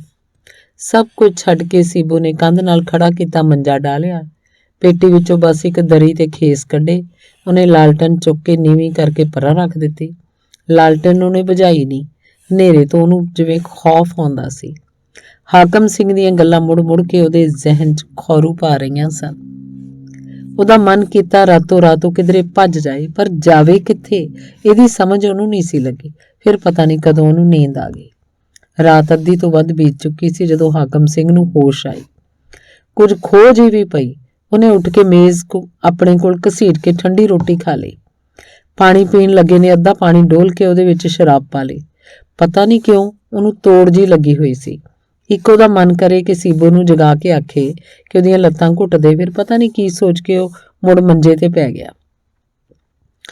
ਹਾਕਮ ਸਿੰਘ ਨੂੰ ਕੱਲ੍ਹ ਵਾਲੀਆਂ ਸਾਰੀਆਂ ਘਟਨਾਵਾਂ ਸੀਬੋ ਦੇ ਪਿੰਡ ਜਾਣ ਤੋਂ ਲੈ ਕੇ ਮੰਜੀ ਉੱਤੇ ਸੁੱਤੀ ਪਈ ਸੀਬੋ ਜਿਵੇਂ ਦੂਰ ਦੀਆਂ ਘਟਨਾਵਾਂ ਲੱਗ ਰਹੀਆਂ ਸਨ। ਜੇ ਕਿਸੇ ਨੇ ਸੀਬੋ ਨੂੰ ਦੱਸ ਦਿੱਤਾ ਵੀ ਜੀਤੋ ਪਰ ਕੀ ਕਰ ਲਊਗੀ, ਇਹ ਸੋਚ ਕੇ ਉਹਨੇ ਆਪਣੇ ਆਪ ਨੂੰ ਤਸੱਲੀ ਦਿੱਤੀ। ਇੱਕ ਗਲਾਸ ਸ਼ਰਾਬ ਦਾ ਪੀ ਕੇ ਉਹ ਫਿਰ ਸੌਂ ਗਿਆ। ਸਵੇਰੇ ਉੱਠ ਕੇ ਸੀਬੋ ਖੂਹੀ ਚੋਂ ਪਾਣੀ ਕੱਢ ਕੇ ਨਹਾਈ, ਫਿਰ ਘੜੇ ਭਰੇ ਬੁੜੀ ਨੂੰ ਆਖਣ ਲੱਗੀ, ਅੰਮਾ ਜੀ ਉੱਠੋ, ਮੈਂ ਦੁੱਧ ਰਿੜਕਦੀ ਹਾਂ। ਬੁੜੀ ਸੀਬੋ ਵੱਲ ਝਾਕਦੀ ਉੱਠ ਖੜੀ ਹੋਈ। ਉਹਨੂੰ ਰਿੜਕਦੀ ਦੇਖ ਕੇ ਬੁੜੀ ਨੇ ਪਿੱਤਰਾਂ ਦੀ ਮੱਟੀ ਵੱਲ ਮੂੰਹ ਕਰਕੇ ਨਮਸਕਾਰ ਕੀਤੀ ਤੇ ਆਖਿਆ, ਹੇ ਪਿੱਤਰੋ ਵਿਚਾਰਿਓ, ਆਪਣੀ ਮਿਹਰ ਦੀ ਨਜ਼ਰ ਰੱਖਣਾ, ਇਸ ਘਰ ਨੂੰ ਭਾਗ ਲਾਉਣਾ, ਹਾਕਮ ਨੂੰ ਸਮੱਤ ਬਖਸ਼ਣੀ। ਇਹ ਤੋਂ ਮਗਰੋਂ ਬੁੜੀ ਰਸੋਈ 'ਚ ਜਾ ਕੇ ਚਾਹ ਬਣਾਉਣ ਲੱਗ ਪਈ। ਸੀਬੋ ਨੂੰ ਲੱਗਿਆ ਕਿ ਮੈਂ ਕਿੱਥੇ ਆ ਗਈ, ਕਿਹੋ ਜਿਹਾ ਘਰ ਹੈ, ਕਿਹੋ ਜਿਹੇ ਲੋਕ ਨੇ, ਤੇ ਫਿਰ ਉਹਨੇ ਜਿਵੇਂ ਸੋਚਣਾ ਹੀ ਬੰਦ ਕਰਤਾ, ਘਰ ਦੇ ਕੰਮਕਾਰ 'ਚ ਲੱਗ ਗਈ। 20 ਦਿਨਾਂ ਮਗਰੋਂ ਜਦੋਂ ਸੀਬੋ ਦਾ ਭਾਈ ਮਿਲਣ ਗਿਆ ਤਾਂ ਪੀਲੀ ਭੂਖ ਪਈ ਸੀਬੋ ਉਹਦੇ ਕੋਲ ਬੈਠੀ ਸੀ। ਬੇਬੇ ਆਖਦੀ ਸੀ ਕਿ ਇੱਕ ਅੱਧੇ ਦਿਨ ਲਈ ਮਿਲਣ ਲਈ ਆ ਜਾਵੇ। ਉਹਦੇ ਭਾਈ ਨੇ ਕਿਹਾ। ਸੀਬੋ ਦੀ ਥਾਂ ਉਹਦੀ ਸੱਸ ਬੋਲੀ, ਨਾ ਸਾਊ, ਸਾਨੂੰ ਨਹੀਂ ਇਹਦੇ ਬਿਨਾਂ ਸਰਦਾ, ਜਿਹਨੇ ਮਿਲਣਾ ਇੱਥੇ ਆ ਕੇ ਮਿਲ ਜਾਵੇ। ਸੁੱਖ ਨਾਲ ਮਸਾਂ ਮੈਨੂੰ ਆਪਣਾ ਘਰ ਭਰਿਆ ਭਰਿਆ ਲੱਗਣ ਲੱਗਿਆ। ਮੈਂ ਤਾਂ ਸਗੋਂ ਪ੍ਰੀਤ ਨੂੰ ਸੁਨੇਹਾ ਭੇਜਿਆ ਕਿ ਆਪਣੀ ਮਾਸੀ ਨੂੰ ਆ ਕੇ ਮਿਲੇ। ਹੁਣ ਸੁੱਖ ਨਾਲ ਇਹਦਾ ਪਰਿਵਾਰ ਹੈ, ਮੈਂ ਕਦੋਂ ਤੱਕ ਇੱਥੇ ਬੈਠੀ ਰਹੂੰਗੀ, ਹੁਣ ਇਹਨੇ ਹੀ ਸੰਭਾਲਣਾ ਸਭ ਕੁਝ। ਸੀਬੋ ਕਿਧਰੇ ਸੋਚਾਂ 'ਚ ਗੁਆਚ ਗਈ। ਉਹਨੂੰ ਭਾਬੀ ਦੇ ਬੋਲ ਯਾਦ ਆਏ, ਹੁਣ ਸਾਨੂੰ ਸਾਰੀ ਉਮਰ ਦੱਦ ਲੱਗੀ ਰਹੂਗੀ। ਬਚਨਾ ਵੀ ਯਾਦ ਆਇਆ, ਜਿਹਨੇ ਲੜਾਈ ਤੇ ਜਾਣ ਲੱਗੇ ਨੇ ਸਾਬਣ ਘੋਲ ਕੇ ਪੀ ਲਿਆ ਸੀ, ਜਿਹੜਾ ਆਖਦਾ ਸੀ ਕਿ ਜੇ ਮੇਰੇ ਕਰਮਾਂ 'ਚ ਮੌਤ ਹੀ ਲਿਖੀ ਹੈ, ਘੱਟੋ ਘੱਟ ਸੀਬੋ ਤਾਂ ਮੇਰੇ ਕੋਲ ਹੋਵੇ ਉਸ ਵੇਲੇ। ਮੈਂ ਤਾਂ ਆਖਰੀ ਵੇਲੇ ਉਹਦਾ ਮੂੰਹ ਵੀ ਨਾ ਦੇਖ ਸਕੀ। ਉਹਦੀ ਤਾਂ ਗਤ ਵੀ ਨਹੀਂ ਹੋਈ ਹੋਣੀ। ਗਤ ਕਰਾਉਣ ਵਾਲਾ ਉਹਦਾ ਕੋਈ ਹੈ ਹੀ ਨਹੀਂ ਸੀ।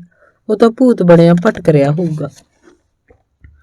ਦੁਪਹਿਰ ਤੋਂ ਮਗਰੋਂ ਉਹਦਾ ਭਰਾ ਮੁੜ ਗਿਆ। ਜਾਣ ਵੇਲੇ ਸੀਬੋ ਦੀ ਹਾਲਤ ਦੇਖ ਕੇ ਕਹਿਣ ਲੱਗਾ, ਕਿਸੇ ਦਿਨ ਬੇਬੇ ਨੂੰ ਨਾਲ ਲਿਆਵਾਂਗਾ ਤੈਨੂੰ ਮਿਲਾਉਣ ਲਈ। ਫਿਰ ਉਹਨੇ ਬੇਬੇ ਵੱਲੋਂ ਭੇਜੀਆਂ ਦੇਸੀ ਘਿਓ ਦੀਆਂ ਪਿੰਨੀਆਂ ਤੇ 100 ਰੁਪਈਆ ਸੀਬੋ ਨੂੰ ਦਿੱਤਾ। ਆਂਢਣਾ ਗੁਆਂਢਣਾ ਆਨੀ ਬਹਾਨੀ ਸੀਬੋ ਕੋਲ ਆਉਂਦੀਆਂ ਤੇ ਦੱਸਦੀਆਂ, ਜੀਤੋ ਵੀ ਤੇਰੇ ਵਰਗੀ ਸੋਹਣੀ ਸੀ, ਉਹਨੇ ਵੀ ਇਸ ਘਰ ਬੜੇ ਦੁੱਖ ਕੱਟੇ, ਰੱਬ ਤੈਨੂੰ ਭਾਗ ਲਾਏ, ਹਾਕਮ ਸਿਓ ਸਿੱਧੇ ਰਸਤੇ ਪੈ ਜਾਏ। ਪਰ ਸੀਬੋ ਅੱਗੋਂ ਕੁਛ ਨਾ ਪੁੱਛ ਸਕਦੀ ਕਿ ਜੀਤੋ ਨੂੰ ਕੀ ਹੋਇਆ ਸੀ ਤੇ ਹਾਕਮ ਸਿੰਘ ਨੂੰ ਕੀ ਹੋਇਆ। ਸੀਬੋ ਨੂੰ ਯਾਦ ਆਇਆ ਕਿ ਇੱਕ ਦਿਨ ਬਹੁਤੀ ਸ਼ਰਾਬ ਦੀ ਲੋਰ ਵਿੱਚ ਹਾਕਮ ਸਿੰਘ ਨੇ ਆਪ ਹੀ ਜੀਤੋ ਦੀ ਮੌਤ ਬਾਰੇ ਦੱਸ ਦਿੱਤਾ ਸੀ। ਹੁਣ ਕਿਹੜਾ ਕਿਸੇ ਦਾ ਉਹਨੂੰ ਡਰ ਸੀ, ਪਤਾ ਨਹੀਂ ਇਹ ਗੱਲ ਸੱਚ ਸੀ ਕਿ ਝੂਠ। ਸੀਬੋ ਨੂੰ ਹੈਰਾਨੀ ਹੁੰਦੀ ਕਿ ਕੋਈ ਬੰਦਾ ਕਿਸੇ ਨੂੰ ਜਾਨੋਂ ਕਿਵੇਂ ਮਾਰ ਸਕਦਾ। ਹਾਕਮ ਸਿੰਘ ਜਦੋਂ ਵੀ ਸਾਹਮਣੇ ਹੁੰਦਾ ਤਾਂ ਉਹ ਸੋਚਦੀ ਕਿ ਸੱਚਮੁੱਚ ਹੀ ਇਹਨੇ ਜੀਤੋ ਨੂੰ ਮਾਰਿਆ ਹੋਏਗਾ। ਇੱਥੇ ਉਹਨੂੰ ਕਿਸੇ ਗੱਲ ਦਾ ਤਾਂ ਕੀ, ਉਹਨੂੰ ਤਾਂ ਆਪਣੀ ਹੋਂਦ ਦਾ ਵੀ ਅਹਿਸਾਸ ਨਹੀਂ ਸੀ ਹੋ ਰਿਹਾ। ਧੰਨਵਾਦ।